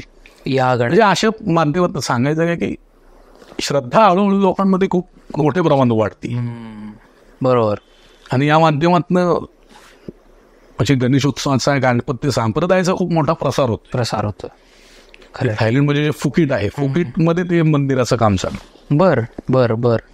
कारण ते व्हिडिओज आम्ही बघतो की तिथं आरती वगैरे. आम्हाला आश्चर्य वाटतं. हा. त्यांचं वैशिष्ट्य म्हणजे ते मंदिरात दिवसभर येऊन बसतात, सगळं पाहतात. अच्छा. आरती कशी मानायची तर आमच्या इथल्या गुरुजींना विचारतात. हा. थोडक्यात त्यांच्याकडली ट्रेनिंग घेतात. हा हा. भले ठीक आहे त्यांची उच्चार आता आपल्या इतके स्पष्ट नसतील, पण म्हणतात भावना. त्या भावनेला आणि त्या श्रद्धेला भावाला महत्व आहे. Correct correct. आणि ह्या माध्यमातून आपल्या संस्कृतीचा, हिंदू धर्माचा प्रचार होतोय, ते सर्वात महत्वाचं आहे. बरोबर. आपल्या देवाचा प्रसार होतोय, ते सर्वात महत्वाचं आहे. बरोबर. त्यामुळे ते आम्ही म्हणतो की जगभरातल्या असंख्य गणेश भक्तांचं श्रद्धास्थान असलेला दगडूशेठ हलवाई गणपती बाप्पा ही खरी गोष्ट, खरी वस्तुस्थिती आहे. 100%. आणि आता जसं आर्मी म्हणजे जवान असतील किंवा परदेशी नागरिक असतील, तसं एक सेलिब्रिटी जे आहेत त्यांचं सुद्धा श्रद्धास्थान आहे आणि त्याच्याविषयी पण आम्ही बऱ्याच स्टोरीज ऐकलेल्या आहेत. तर त्याविषयी आम्हाला प्लीज थोडं. अनेक अशा कथा आहेत. अनेक सेलिब्रिटी म्हणजे अनेक मराठी पिक्चरचं प्रमोशन जे असेल त्या मंदिरात पहिले येतात, दर्शन घेतात, मग त्यांच्या त्या प्रमोशन जातात.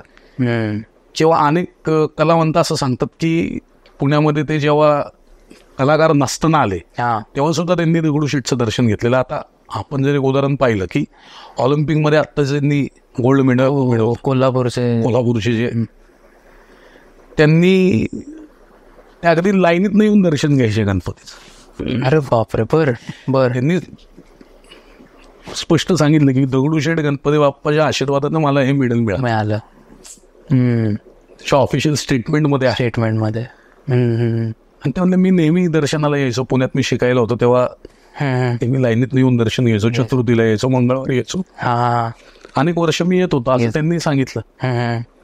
ते सुपरस्टार अमिताभ बच्चन जे आहे त्यांचा सुद्धा किस्सा प्रचलित आहेत की त्यांनी सोन्याचे कान अर्पण केले होते मुली पिक्चरमध्ये जेव्हा त्यांना लागलं होतं. तो सुद्धा किस्सा प्रचलित आहे. बर. त्यांनी नवस केला गणपतीला आणि ते कान अर्पण केले. नेहमीच लोक सांगतात. अच्छा. चर्चाही असते तशी. आता आपण बघतो ते त्यांनी तेव्हा त्यांनी अर्पण केले त्याचे कान. अनेक आता भाविक सोनं दगडूशेठला अर्पण करतात, भाविक करतात. करेक्ट. अजून असे कोणाचे आहेत किस्से? असे खूप सेलिब्रिटी वगैरे येतात, आवर्जून येतात. हे मराठी चित्रपट सृष्टीतले तर आवर्जून येतात उत्सवात. ओके. अभिषेकाला असतील किंवा दर्शनाला असतील, आरती करतात, ते आवर्जून येतात. बर. अक्षयजी, आता तुम्ही सांगितलं की 2 कोटी जवळजवळ मागच्या वर्षीचा काय म्हणतात पोलिसांनी दिलेला आकडा होता की जेवढे भाविक दर्शनाला आले 10 दिवसांमध्ये. तर हे तर झालं 10 दिवसांचं. वर्षभरात तर याच्यापेक्षाही जास्त आकडा जातच असेल. पण लोकांना कसं आहे की ही एक बाजू दिसते, पण याच्यासोबत तुम्ही जे सोशल वर्क करता किंवा सामाजिक तुमचे उपक्रम असतात, कार्यक्रम असतात, तर त्याविषयी आम्हाला थोडं सांगा. मग आमच्या ट्रस्टची जी व्याख्या आहे ती आधीच्या लोकांनी ठरवली की वाटचाल देव मंदिराबरोबर मानव सेवेच्या महामंदिराकडे. म्हणजे तात्यासाहेब असतील, मामा रासने असतील, आप्पासाहेब सूर्यवंशी असतील, आप्पासाहेब रासने, ही सगळी आमची जी दिग्गज मंडळी होती. बर. ते असे म्हणायचे की गणेशोत्सव साजरा करून राहिलेला जो पैसा आहे हा समाजासाठीच खर्च झाला पाहिजे, असं त्यांचा आग्रह असायचा. आणि त्याप्रमाणेच आम्ही विविध सामाजिक प्रकल्प करतो. म्हणजे आम्ही सर्वात पहिला जो प्रकल्प केला तो देवदासी ज्या महिला आहेत, ज्या स्वतःच्या उदरनिर्वाहासाठी म्हणा, पोट भरण्यासाठी म्हणा, की आपल्या देहाची विक्री करतात असं आपण म्हणतो, आणि समाजातनं डावललेल्या गेलेल्या. मग त्यांचं जे आपत्ती होतं, त्यांना जे मुला मुली होतात, त्यांचा त्यामध्ये काही दोष नसतो. खरं. मग अशा मुला मुलींना सांभाळण्याचं काम दगडूशेठ हलवाई गणपती ट्रस्टने 1985 सालापासून सुरू केलं. 85 सालापासून. कारण की झालं असं की 1984 साली गणपतीचं मंदिर झालं 2 एप्रिल 1984 गुढीपाडव्याच्या दिवशी. बर. शृंगेरी पीठाचे शंकराचार्य गुरुवारी जगद्गुरू भारती तीर्थ महाराज त्यांच्या हस्ते त्या मंदिराची पायाभरणी प्राणप्रतिष्ठा झाली. बर. आणि गणपती बाप्पाचं छोटं मंदिर आपल्या पारसखान्याच्या तिथे आज ते मोठं आहे. हो. एक छोटं मंदिर तिथं तयार झालं. आणि मग त्याच्यानंतर भाविकांचा ओघ हा होताच दर्शनार्थींचा. मंदिरात येणाऱ्या भाविकांमुळे दानपेटीमध्ये चांगले पैसे जमा करत. मग त्या पैशांचं आता करायचं काय, आपल्याला ते साठवून तर नाही ठेवायचे. त्याच विचारांना त्यांनी ट्रस्टने असा निर्णय घेतला की आपण बालसंगोपन केंद्र सुरू करायचं. अच्छा. आणि कुठली मुलं सांभाळायची तर देवदासी महिला आहेत ज्या आपल्याच पलीकडच्या भागात देव विक्री आणि मग त्यांच्या घरोघरी जाऊन त्यांना सगळं समजावून सांगून हे खूप किचकट काम. हो, तो एक विषय खूपच. त्यांची मुलं आम्हाला सांभाळायला द्या. जे वयाच्या 7व्या वर्षी जवळजवळ 60 मुली आणि 40 मुलं अशी 100 मुलं मुली ट्रस्टनी त्यांचं पालकत्व स्वीकारलं, त्यांना दत्तक घेतलं. कोंडव्याला 1 एकर जागा घेऊन तिथे बालसंगोपन केंद्राची उभारणी केली. Okay okay. म्हणजे मी अभिमानाने सांगतो की भारतरत्न आणि आपल्या भारताचे माजी पंतप्रधान आदरणीय अटल बिहारी वाजपेयी यांनी सुद्धा त्या बालसंगोपन केंद्राला भेट दिली, त्याच्यानंतर भेट दिली होती. बर. हा नेमका काय प्रकल्प आहे जो एका गणपती मंदिराच्या माध्यमातून किंवा सार्वजनिक गणेशोत्सवाच्या माध्यमातून चाललाय. वयाच्या 7व्या वर्षी त्या मुलीला दत्तक घेऊन किंवा मुलाला दत्तक घेऊन वयाच्या 21व्या वर्षापर्यंत त्याचं संगोपन करायचं, त्याच्यावर संस्कार घडवायचे. बरोबर. ती मुलगी असेल तर तिला उत्तम गृहिणी करायचं, म्हणजे तिला स्वयंपाक बनवण्यापासून सगळं तिला शिकवायचं. अच्छा. याचा सगळा आर्थिक भार ट्रस्टने उचलला. अनेक चांगला प्रकल्प हे बघून महाराष्ट्र शासनाने त्यांच्यासाठी एक प्रकल्प सुरू केला. अच्छा. देवदासी विभाग त्यांनी सुरू केला. अरे वा. आणि त्यानंतर आम्ही जे आपलं जे घर बांधतात, ज्यांना आपण विटवट्टी काम करतो, विटा बनवतात आपण, त्यांची 100 घरं ह्या सिंहगड रोडच्या भागात गणपती नगर म्हणून एक सोसायटी म्हणून आपण एक छोटी छोटी घरं त्यांना बांधून दिली, कारण की त्यांना घरच नव्हती. आणि सिंहगड रोडच्या भागात त्यावेळेला भरपूर विटवट्ट्या होत्या. अच्छा. त्या काळात म्हणजे साधारण 85 ते 90च्या पुढच्या काळात. ओके. पण त्यांची घराची अवस्था खूप, कोणाचं घर पत्र्याचं होतं. मग त्या अशा 100 कामगारांना, विटवट्टी मजुरांना त्यांना घर बांधून ट्रस्टच्या माध्यमातून. आणि 1984 साली आम्ही संगीत महोत्सव मोठ्या प्रमाणात सुरू केला. बर. जो विनामूल्य असतो. अच्छा. बर. हे आता जवळजवळ त्याला 37-38 वर्ष झालेली आहेत. वा. आणि जागतिक ख्याती कीर्तीचे कलावंतांनी तिथं हजेरी लावलेली आहे. अच्छा अच्छा. अगदी लता दीदी मंगेशकर. लता दीदींचं वैशिष्ट्य म्हणजे त्या आमच्या इथल्या, त्याचा जन्म आमच्या भागातला. बर. दगडूशेठच्या इथं जे आपलं दत्त मंदिर आहे, दत्त मंदिराच्या इथे कैलास डेअरी नावाची एक मोठी, त्या कैलास डेअरीच्या शेजारच्या गोळात त्या राहत होत्या. हो का. आणि वयाच्या 3ऱ्या वर्षी त्यांनी गणपतीच्या मांडवात गाणं म्हणलेलं होतं. अरे बापरे. रत्न लता दिदी म्हणजे त्या आमच्या परिवारातले. आणि मंगेशकर कुटुंबियांचा आमच्या दगडूशेठ हलवाई गणपती ट्रस्टशी खूप चांगले संबंध, त्यांचं प्रेम आहे. त्या अनेक वर्ष दर्शनाला येतात. किंवा तो आमचा संगीत महोत्सव आहे, त्याच्यामध्ये सांगता करण्याचं काम, म्हणजे त्याचं समारोपाचं काम पंडित हृदयनाथ मंगेशकर अनेक वर्ष करतात. वा वा. म्हणजे मास्टर दिनानाथ मंगेशकर हे त्या भागात वावरलेले खूप मोठ्या मंदिराच्या भागात. त्यांना दगडूशेठ हलवाई गणपती ट्रस्ट चांगल्या पद्धतीने माहिती. तो 84 सालापासून आम्ही तो संगीत महोत्सव सुरू केला. गुढीपाडवा ते रामनवमी. बर बर. पंडित भीमसेन जोशी असतील, झाकीर हुसेन असतील, बिरजू महाराज असतील, सगळी जागतिक ख्याती कीर्तीचे कलावंत तिथं म्हणजे रस्त्यावर त्यांनी कार्यक्रम आणि विनामूल्य. अच्छा. रात्री 10ला ते कार्यक्रम सुरू व्हायचे आणि पहाटे 4 वाजेपर्यंत ते कार्यक्रम चालायचे. बापरे. बर बर. रसिक पुणेकरांसाठी ती खूप मोठी पर्वणी त्या काळात. खरंय. अशा अनेक उत्तम त्या काळात ते कार्यक्रम झाले आणि सामाजिक प्रकल्प म्हणून लोकांना एक म्हणजे संगीत या क्षेत्राची सेवा या भावनेतनं तो सुरू झाला. शेवटी गणपती बाप्पा हा 14 विद्या आणि 64 कलांचा अधिपती आहे. बरोबर. हे सगळ्या कला विद्या या त्याच्या आधिपत्याखालीच येतात. त्या भावनेतनंच आम्ही सुरुवात केली. अनेक सामाजिक प्रकल्प आम्ही सुरू केला. आमचा फिरता दवाखाना होता जो आदिवासी भागात आधी फिरायचा. बर. त्यासाठी आम्ही 2 ॲम्ब्युलन्स तयार केल्या होत्या. मोफत औषधोपचार केंद्र. त्या काळात या सगळ्या गोष्टींची गरज होती. आता अनेक ॲम्ब्युलन्स झाल्या, अनेक संस्था झाल्या ज्या अत्यंत चांगल्या पद्धतीनं काम करतात. पण त्या काळात खूप गरज होती. या आपल्याकडं जुन्नर भागात जो आदिवासी भाग आहे त्या भागात आम्ही ती गाडी नेहमी पाठवायचो. ओके. तेव्हा रस्ताही जास्त तिथं चांगला जाईल. बर. तेव्हा तिथे जाऊन ती तपासणी करून त्यांना औषध उपचार करण्याचं, त्यांचा इलाज करण्याचं काम त्या माध्यमातून जे आदिवासी बांधव आहेत आपले. बर. ओके. परत आमच्या 3 ॲम्ब्युलन्स पंढरपूरच्या वारीत अजून सुद्धा असतात. गेली 40 वर्ष. 40 वर्षापूर्वी ही प्रथा म्हणजे ज्ञानेश्वर महाराजांच्या पालखी सोहळ्यात, एक तुकाराम महाराजांच्या पालखी सोहळ्यात आणि एक सोपन काकांच्या पालखी सोहळ्यात. हे सगळं विनामूल्य. अच्छा. तेव्हा सुरुवात केली. मला वाटतं की अंध मुलांचं पण खूप आपल्या ट्रस्टतर्फे केलं होतं, कारण की त्याचे आम्ही फोटोज म्हणा किंवा रील्स बघितलेले आहेत. सामाजिक कामाबद्दल म्हणाल तर आम्ही 2013 साली ससून हॉस्पिटल जे आहे, जे आपल्या पुणे जिल्ह्याचं, पश्चिम महाराष्ट्राचं, मराठवाड्याचं एक आरोग्य केंद्र आपण मानतो. कारण की ससून हॉस्पिटलला येणारा जो वर्ग आहे किंवा जो नागरिक आहे तो अत्यंत म्हणजे त्याची परिस्थिती हालाकीची आहे. म्हणजे काही वेळेला त्याला 10 रुपये केस पेपरला सुद्धा दुसऱ्याकडनं पैसे घ्यावे लागतात. अशी परिस्थिती असणारी लोक तिथे येतात. बर. पण त्यांच्यासाठी आम्ही काय करू शकतो? त्यावेळेस 2013ला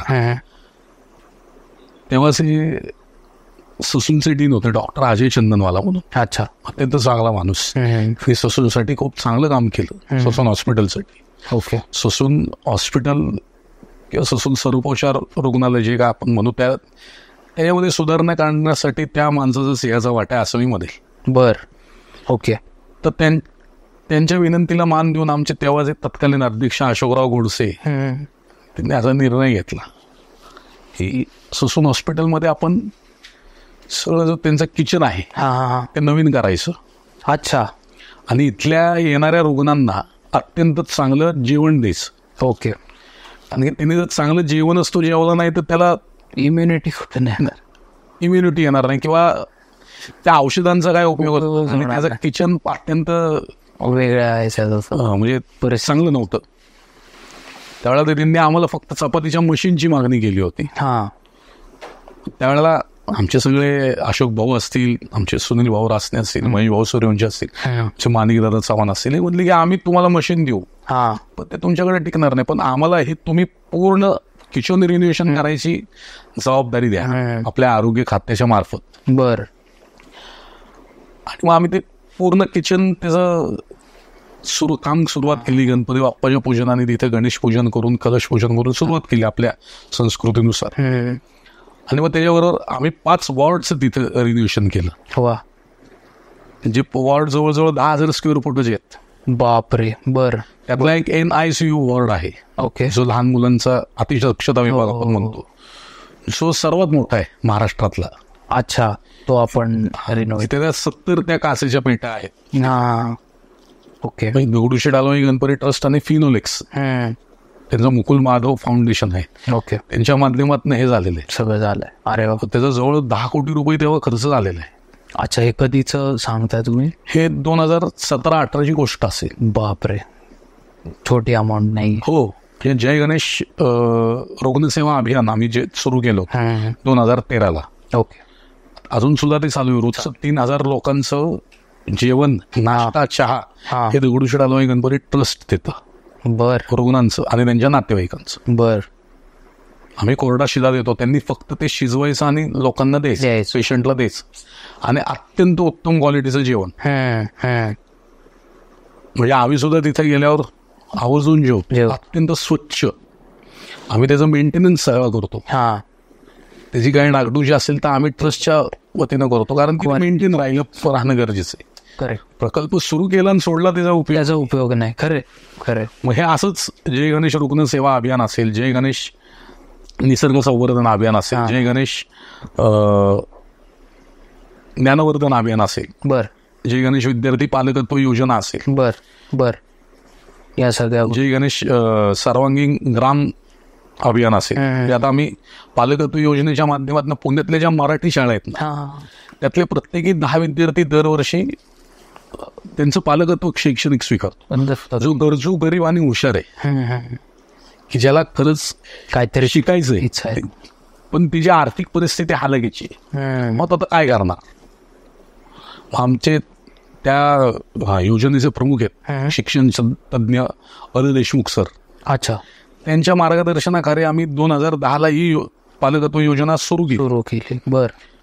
आणि जवळजवळ 2,500-3,000 हजार विद्यार्थी त्यातनं तयार झाले. वा.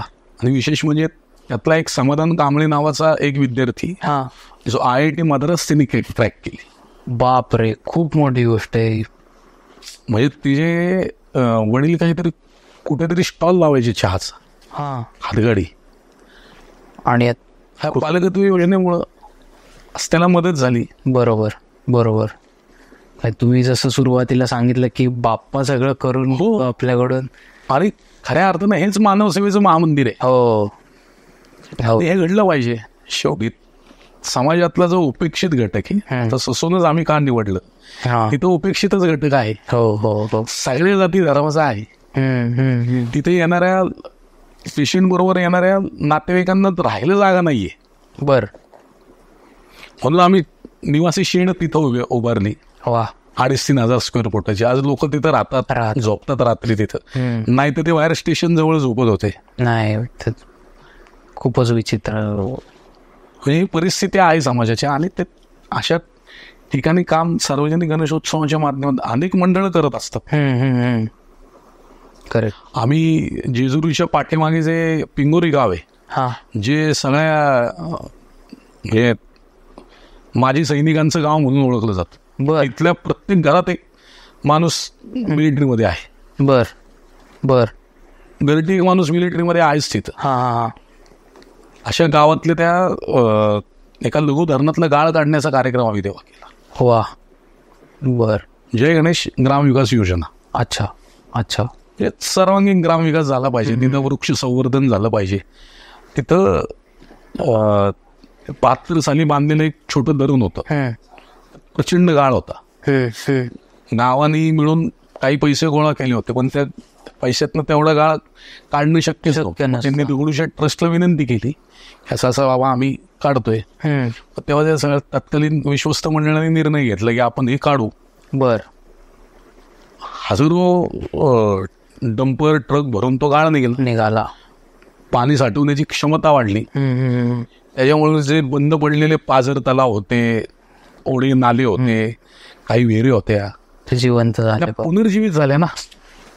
खूप मोठी गोष्ट. एक संजीवनी झाली थोडक्यात त्या गावाला. आणि तो दुष्काळी भाग आहे, पुरंदर भाग. जेजुरीमध्ये खूप कमी पाऊस पडतो. अगदी बरोबर. त्यांचं पुनर्जीवन झालं. ज्या वेळेला आम्ही गाळ काढायला सुरुवात केली, म्हणजे विशेष तुम्ही बघा की गणपतीच्या गाळ काढून झाल्यानंतर गणेश चतुर्थीला, म्हणजे गणपती उत्सवाच्या पहिल्या दिवशी जो तिथं पाऊस सुरू झाला, तो सलग 10 दिवस येत होता. काही वेळेला थांबत होता, जास्त येत होता, पण 10 दिवस कंटिन्यू तिथे थोडा होईना पाऊस पडला. आणि 10व्या दिवशी बरोबर ते धरण भरलं. अरे बापाची. म्हणजे विसर्जन मिरवणुकीत आमच्या लोकांना फोन आला की आपलं धरण भरलं बरं का. सगळं पूर्ण धरण भरून ते वाहत आहे. आणि सगळे ओढे नाले विहिरींना भरपूर पाणी आलंय. नुसतं पिंगोरी गावाचं नाही, आजूबाजूच्या 10 गावांचा पाणी प्रश्न कायम स्वरूपीचा त्यातनं मिटला पुढच्या 25 वर्षाचा. वा. म्हणजे हे आणि त्याच्यानंतर आम्ही बरेच म्हणजे तिथं गोशाळा सुरू केली. बर. तिथं त्यांना मोठ्या प्रमाणात दुधाचं संकलन होत होतं. त्यांना गाईडलाईन करून किंवा कसं करायचं त्यांना एक प्रशिक्षण शिबिर केलं. वा. पुणे जिल्ह्यातल्या पुणे जिल्हा परिषदेच्या ज्या शाळा आहेत त्यांच्यामध्ये त्या 25 शाळांमध्ये आम्ही ई लर्निंग सिस्टीम पहिल्यांदा दगडूशेठ हलवाई गणपती ट्रस्ट त्या भागात नव्हतेच पहिले काही. जिल्हा परिषदेच्या शाळेत येण्याचं काय कारणच होतं 2013 साली त्यावेळी या सगळ्यांनी हे नवीन होतं. नवीन होते विद्यार्थ्यांनी कळायला थोडस अवघड होत होतं. बरोबर. तेव्हा आम्ही हे केलं. ओके. जय गणेश निसर्ग संवर्धन अभियान आम्ही म्हणजे दगडूशेठ हलवाई गणपती ट्रस्ट, विठ्ठल रुक्मिणी मंदिर समिती पंढरपूर, हे पंढरपूर देवस्थान, ज्ञानेश्वर महाराज मंदिर समिती आळंदी, देऊ संस्थान यांनी मिळून जो आपला वारीचा मार्ग आहे हरित वारी म्हणून आम्ही संकल्प केलाय. अच्छा. म्हणजे वारीचा जो मार्ग आहे तिथं आता तो 4 पदरी 6 पदरी झाल्यामुळे झाडांची बरीचशी नाही येत ते पुण्यापासून ते पंढरपूर पर्यंत जेवढा काय वारीचा मार्ग आहे तिथं आम्ही सगळे देशी वृक्षांची लागवड करणार. वा. की पुढच्या 20 वर्षात तिथं मोठे मोठे वृक्ष तुम्हाला पाहायला मिळेल. त्याचं काम आम्ही त्याचं उद्घाटन बाबा महाराज सातारकरांच्या हस्ते केलं होतं. अच्छा. दिवे घाटाच्या वर झाडं लावून. बर. पण आता ते हायवेचं काम चालू असल्यामुळे आम्ही ते थांबवलं. ते झालं म्हणजे शिवाजीराव मोरे असतील देऊ संस्थांचे अत्यंत तळमळीने ते काम करतात. अच्छा. म्हणजे हे काम आमचं चालू आहे. बरं, आमचं वैद्यकीय मदतीचा मोठा भाग आहे. ओके. आम्ही वैद्यकीय मदत सुद्धा करतो. म्हणजे पुण्यातले 150 हॉस्पिटल्स आमच्या बरोबर आहेत. वा.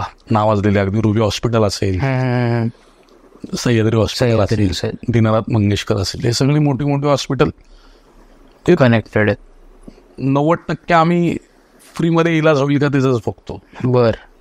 खूप मोठी गोष्ट आहे. आणि ती लोक सुद्धा मदत करतात. आमच्याकडं खूप लोक येतात दिवसा. आम्ही तो आरोग्य विभाग आमचे राजेंद्र परदेशी म्हणून ते त्याच विभागाचं काम पाहतात. बर. अत्यंत प्रामाणिक भावनेने पाहतात. प्रत्येक येणाऱ्या माणसाची मदत करतात. बर. येणाऱ्या प्रत्येक माणसाला ते मदतच करतात. आमच्या 12 ॲम्ब्युलन्स आहेत पुणे आणि पिंपरी चिंचवडमध्ये, त्या फ्री आहेत. त्याच्या बाहेर जर तुम्हाला न्यायचं असेल कुठे पेशंट सोलापूरला न्यायचं आहे, कोल्हापूरला न्यायचं, फक्त डिझेल खर्च करायचं येण्याचं जाण्याचं, तेवढं जसं बाकी खर्च वाचतो. खूप मदत होते या माध्यमातून लोकांना. म्हणजे जो सांगायचं काय की जसं तात्या म्हणायचे की दानपेटीत आलेला पैसा हा समाजाच्या खिशातून आलेला तो समाजापर्यंत कसा पोहोचेल. बर.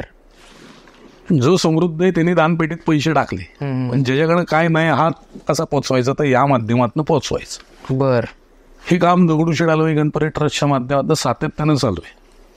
वा. आणि चालू राहणार. ओके.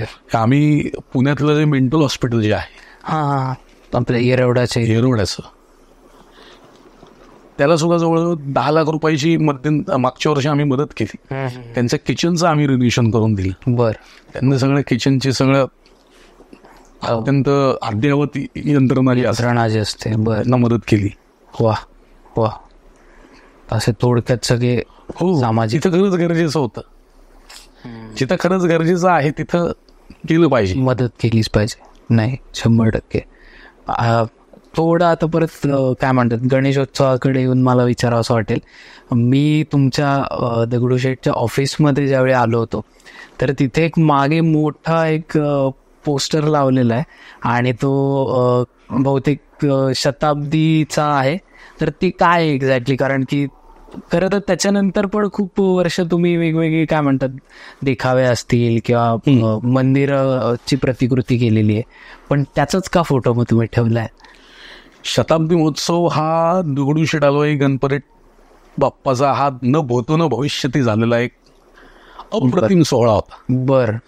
म्हणजे ज्यांनी ज्या कार्यकर्त्यांनी ज्यांनी तो अनुभवला ते भाग्यवान म्हटले पाहिजे. बर. ओके. 1992 साली म्हणजे जसं 1893ला सुरुवात होऊन 1992ला शताब्दी आली होती. खूप मोठ्या प्रमाणात तो साजरा केला. 60 दिवस उत्सव चालला होता. वा. 55 दिवसाचा संगीत महोत्सव त्यामध्ये होता. हा.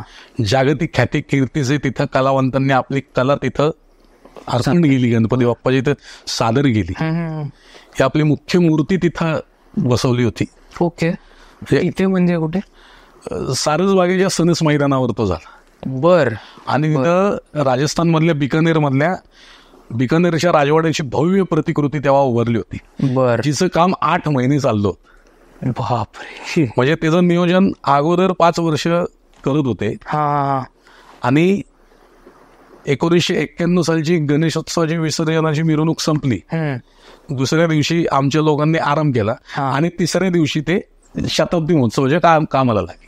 अरे वा. सर. हा. तिसऱ्या दिवशी बस लगेच. हा. ते मोठं मैदान होतं तेव्हा. त्या मैदानात ते मैदान मिळवण्यासाठी खूप प्रयत्न करावे लागतात. हो. ते मैदानाचं व्यवस्थित त्याचं लेवल करणं असेल, तिथं माती टाकणं असेल, सगळं त्याचं काम करावं लागलं. बर. महानगरपालिकेने ते आम्हाला परमिशन दिली. हो. त्यावेळेला काय अशी टेक्नॉलॉजी यंत्रणा काहीच नव्हते. हा. त्यामुळं आणि सगळं तेव्हा आमचे एम.एल. कुलकर्णी अण्णा ज्यांना आम्ही म्हणायचो. ओके. 4 डायरेक्टर होते. बर. अत्यंत जबरदस्त.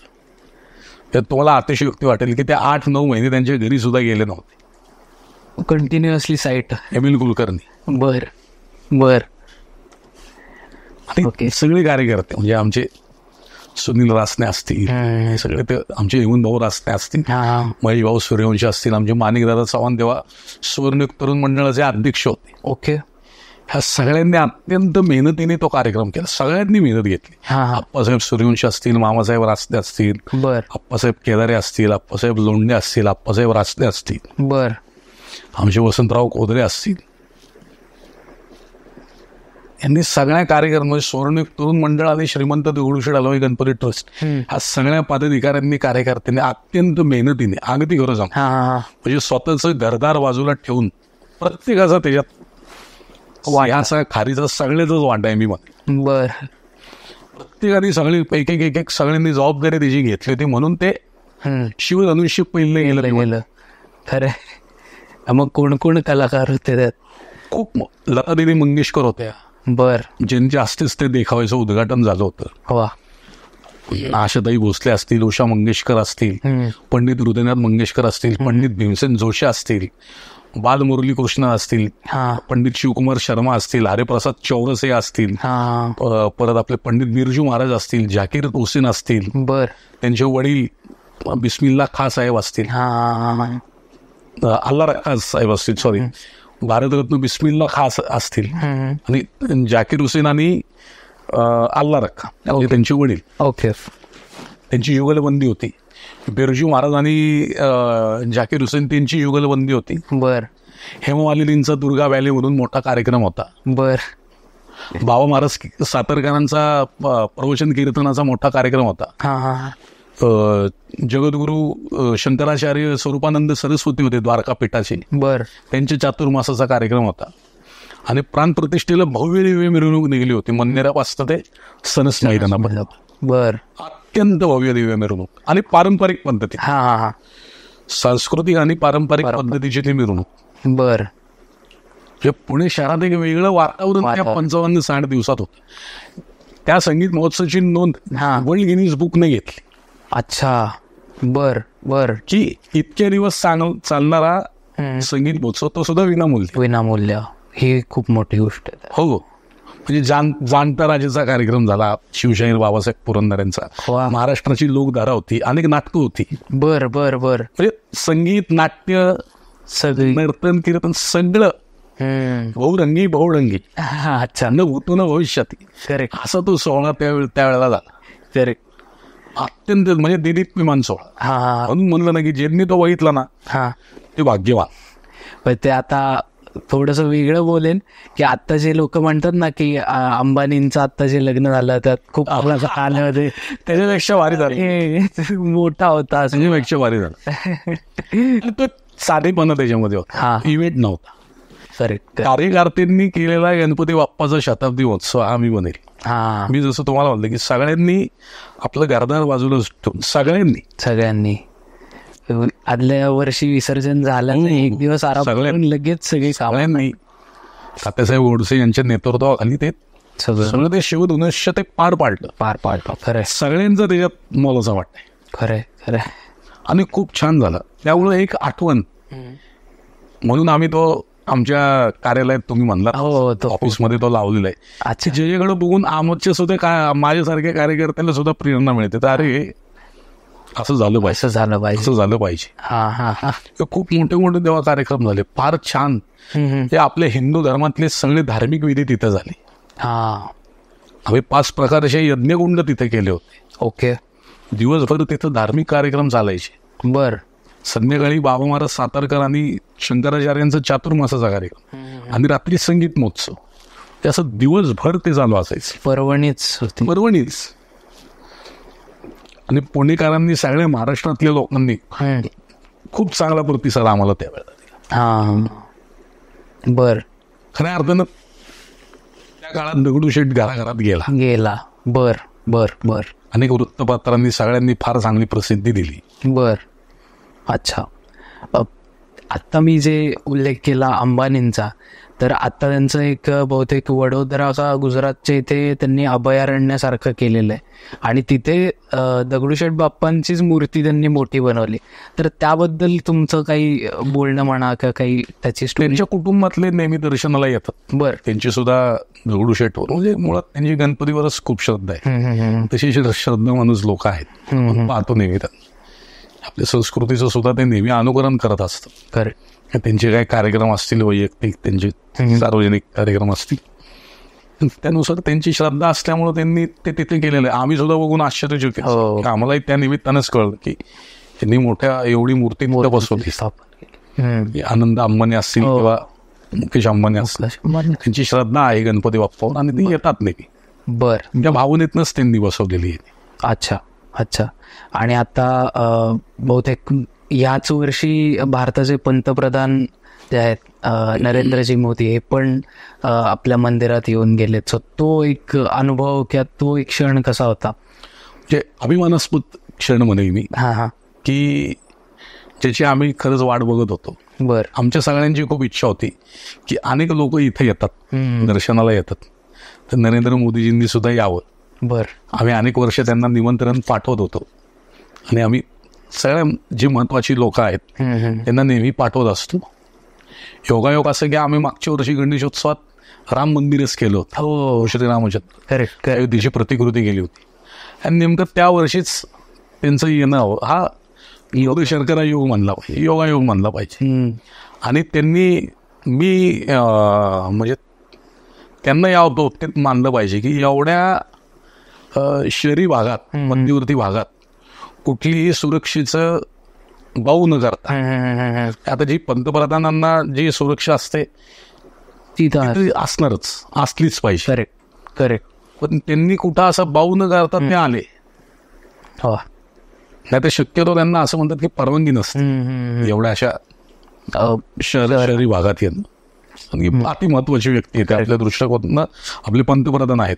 करेक्ट. आणि स्वाभाविक असतं अभिमानाचाही तो दिवसच आमच्या आयुष्यातला खूप मोठा दिवस होता आणि आठवणीतला होता. सगळ्या पुणेकरांच्या आठवणीतला होता की पुणेकरां म्हणजे मोदींनी घेतलं दगडूशेठचं दर्शन. हे सगळ्या पेपरला दुसऱ्या दिवशी हेडलाईन दिलं होतं. आणि तुमच्या इथे ते व्हिडिओ पण तो हो ती पूर्ण पूजा त्यांनी अभिषेक केलेला. मी तुम्हाला म्हणलं ना की त्यांनी कुठल्याही सुरक्षेचा भाव नाही केला. त्यांनी दुकानं उघडी ठेवायला लावली होती. अच्छा. दुकानदारांना. अच्छा. की दुकानं उघडी ठेवा. त्यांनी फुटपाथवर सगळ्या लोकांना थांबण्याची आवर्जून थांबा असं सांगितलं. ते शनिवारवाड्यापासून अख्ख्या लक्ष्मी रोड सगळी दुकानं उघडी होती. सगळी लोक आवर्जून त्यांना बघायला थांबले होते. आणि ते शनिवारवाड्यापासून सुद्धा हळूहळू आले. एकदम कडेरी गाडी घेऊन आपण व्हिडिओ जर बघितलं हळूहळू सगळ्यांना अभिवादन करत आले. ही वैशिष्ट्य आहे त्या माणसाचं आणि एक वेगळी अनुभूती आहे शेवटी ती. बरोबर.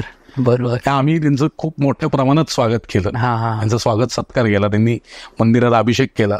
जवळजवळ 5 तास त्यांनी वेळ दिला एवढ्या त्यांच्या शेड्यूलमध्ये. ही खूप मोठी गोष्ट, अभिमानास्पद गोष्ट आहे. 100%. 100%. आता आपण पॉडकास्टच्या शेवटाकडे आलो आहे, त्यामुळे मला शेवटचा तुम्हाला हा प्रश्न विचारावासा वाटेल की मग आता 2024मध्ये श्रीमंत दगडूशेठ हलवाई ट्रस्ट आणि सुवर्णयुग तरुण मंडळ हे काय लोकांसाठी एकतर प्रतिकृती कुठली असणार आहे मंदिराची, आणि यावर्षीचे तुमचे काय उपक्रम आहेत? आम्ही उपक्रम म्हणजे जे सामाजिक उपक्रम आहेत ते नेहमीप्रमाणे चालूच राहतील. आम्ही यंदाच्या वर्षी आरोग्य विभागाच्या माध्यमातून आमच्या म्हणजे जय गणेश रुग्ण सेवा अभियानाच्या माध्यमातून आरोग्य शिबिरांचं मोठ्या प्रमाणात आम्ही आयोजन केले. म्हणजे आता आम्ही असं ठरवलं की पुण्याच्या ग्रामीण भागात जाऊन आरोग्य शिबिरं घ्यायची. ओके. जिथं खरंच गरज आहे तिथं त्यांची मोफत आरोग्य तपासणी करून त्यांना सगळा इलाज झाला पाहिजे. आणि त्या बाबतीत आम्हाला अनुराधाताई पौडवाल ज्या आहेत आपल्या पार्श्वगायिका आहेत मोठ्या, त्यांचं फार सहकार्य असतं. कारण की श्रवण यंत्र देण्याचं काम त्या आम्हाला करतात, त्यांची संस्था करते. वा. त्या आवर्जून सांगितलं पाहिजे. दर महिन्याला त्या आम्ही शिबिर घेतो. ओके. त्याच्यामध्ये मोफत श्रवण यंत्र वाटप शिबिर आम्ही करतो. आणि हजारो लोकांनी आतापर्यंत त्याचा लाभ घेतलाय. आणि त्याचा मोल्ड हा खूप महाग असतो आणि ते श्रवण यंत्र सुद्धा महाग असतं. ओके. ज्यांना खरंच श्रवण यंत्राची गरज असते त्यांना आम्ही शिबिर घेतो. श्रवण यंत्र अनुराधाताई ते आम्हाला देतात. त्या सुद्धा खूप चांगल्या आणि निर्मळ भावनेने आमच्याबरोबर ते काम करतात. हे आवर्जून म्हणजे त्यांचं नाव घेतलंच पाहिजे. आणि ते कुठेही त्याचा उल्लेख त्या करत नाहीत की मी असं करते म्हणून. आम्हाला पण आजच तुमच्या दगडूशेठ हलवाई गणपती ट्रस्ट आणि अनुराधाताई पौडवाल त्या असं मिळून आम्ही संयुक्तपणे शिबिर घेऊन दर महिन्याला ते देतो. दर महिन्याला आरोग्य शिबिर असतं. त्या आरोग्य शिबिराच्या माध्यमातून आम्ही विविध प्रकारच्या चाचण्या घेतो. आमचं धनकवडी येथे ब्लड, युरिन हे मोफत केंद्र आहे टेस्ट करण्याचं. टेस्टिंग केंद्र इथे 14 प्रकारच्या टेस्ट मोफत होतात. मोफत. म्हणजे आपल्या माध्यमातून मी सगळ्या लोकांना सांगेल की आवर्जून त्याचा लाभ घ्या. नक्कीच. आम्ही जी आरोग्य सेवा जी करतो आरोग्य विभागाच्या माध्यमातून लोकांच्या आरोग्यासाठी, त्याचा आवर्जून लोकांनी लाभ घेतला पाहिजे. खऱ्या अर्थानं ती गरज आहे. आज आरोग्याचा प्रश्न हा खूप आरोग्य, पर्यावरण आणि शिक्षण, खरे 3 गोष्टी, ह्या 3 क्षेत्रात भरीव काम करण्याचा आमचा संकल्प आहे. आणि तो आम्ही करणार. गणपती बाप्पा आम्ही करणार म्हणण्यापेक्षा गणपती बाप्पा तो करून घेणार. करता करविता तो आहे, तो करून घेतो सगळं. बरोबर. म्हणजे इच्छेने त्याच्या कृपेने सगळ्या या गोष्टी होतच असतात. आणि यंदाच्या वर्षी गणेशोत्सवात आम्ही जटोले शिव मंदिर हिमाचल प्रदेशामध्ये सोलन जिल्ह्यामध्ये जटोले शिव मंदिर म्हणून खूप प्रसिद्ध आहे. ओके. आणि ते आशिया खंडातलं सर्वात उंच शिव मंदिर असं त्याच्याकडे बघितलं जातं. आणि त्या शिव मंदिराचं त्या भागात महादेवांनी आपल्या जटा आपटल्या होत्या असं म्हणून जटोली शिव मंदिर प्रचलित आहे. अत्यंत जागृत आहे. आणि सजावट ज्या वेळेला आम्ही गेल्या 50 वर्षापासून हे करतो तेव्हाचा उद्देश असा होता की तात्या असं नेहमी सांगायचे की तिथे जाऊन माणूस नाही बघू शकत. आता जटोली शिव मंदिर आहे, अनेक लोकांना माहिती सुद्धा नसेल कदाचित आपल्या इथले, प्रसिद्ध आहे तिथं. पण आपल्या इथल्या लोकांना हे कळलं. ते प्रतिकृतीच्या माध्यमातून आज सोशल मीडिया आला, गुगल सर्च आलं, ते सर्च म्हणजे इंस्टाग्राम, युट्यूब, फेसबुक ही माध्यम आली. बरोबर. आज सहज आपण एका क्लिकवर सगळ्या गोष्टी ह्या बघू शकतो. बरोबर. तेव्हा काहीच नव्हतं ना. पण त्यावेळेला आम्ही सजावट करायचो तेव्हा लोक म्हणाले, अरे मीनाक्षी मदुराई मंदिर गेले दगडूशेठनीचं. अरे तिथं असं एवढं असं आहे. एक आवाज ते लोकांना एक अनुभव तिथला यावा ही कल्पना होती. आणि देखाव हे केलेच पाहिजेत. नक्कीच. उत्सवाच्या ह्याच्याकरता ते केलेच पाहिजेत म्हणून आम्ही ते. पण त्याच धर्तीवर आम्ही आता यावर्षी जटोली शिव मंदिराची भव्य प्रतिकृती जवळजवळ 100 फूट उंच आहे. बापरे. बर. मुंबईचे मोठे कलाकार आहेत, अमनजी विता, ते अनेक गणेश मंडळांचं ते काम करतात, आर्टिस्ट आहेत मोठे. पूर्ण फायबर ग्लास मध्ये आम्ही ते तयार करणार. पूर्वीसारखी त्याला विद्युत रोषणाई असतं. पहिल्या दिवशीपासून तो देखावा भाविकांसाठी खुला. आणि शेवटच्या दिवशीचा रथ आमचे विवेक खटावकर जे पुण्यातले प्रसिद्ध शिल्पकार आहेत त्यांच्या मार्गदर्शनाखाली तयार होतो.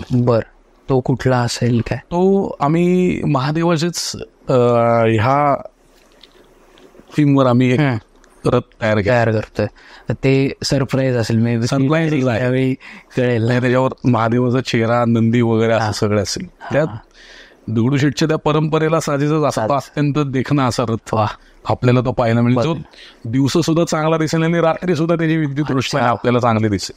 अशा पॉइंट ऑफ व्ह्यू कारण की आता 4 वाजताची मिरवणूक. करेक्ट. तो असं छान दिसेल त्या पद्धतीचंच आम्ही त्याचं काम चालू आहे. बरं. आपल्याला गणेश चतुर्थीपासून ते दोन्हीही बघायला मिळतील. अच्छा, ओके. अशी ती आम्ही यावर्षी व्यवस्था केलेली.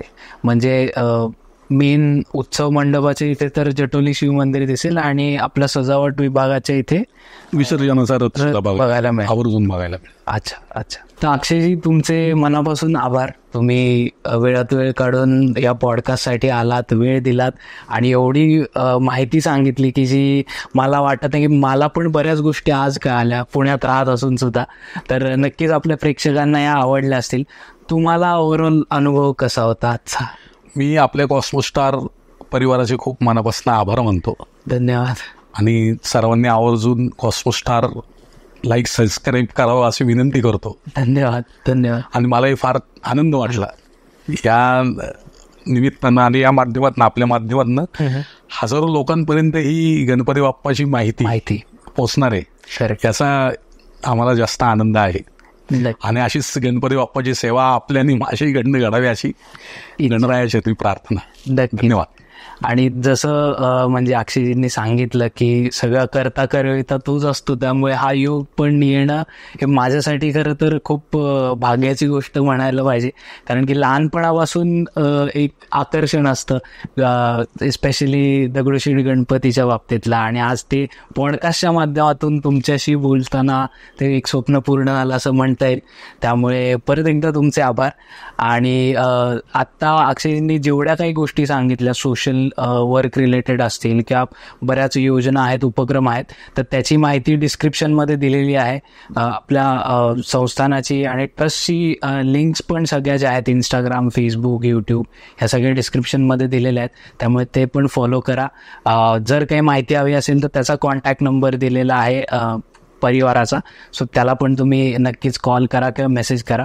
आणि अक्षयजी, आमचं एक रिच्युअल आहे स्वीट टॉक्सचं की आम्ही पॉडकास्ट एंड करताना एका फिस्ट बूमने पॉडकास्ट एंड करतो. नक्की आपण आजचा पॉडकास्ट हा एंड करूया. Thank you so much. जय गणेश. जय गणेश.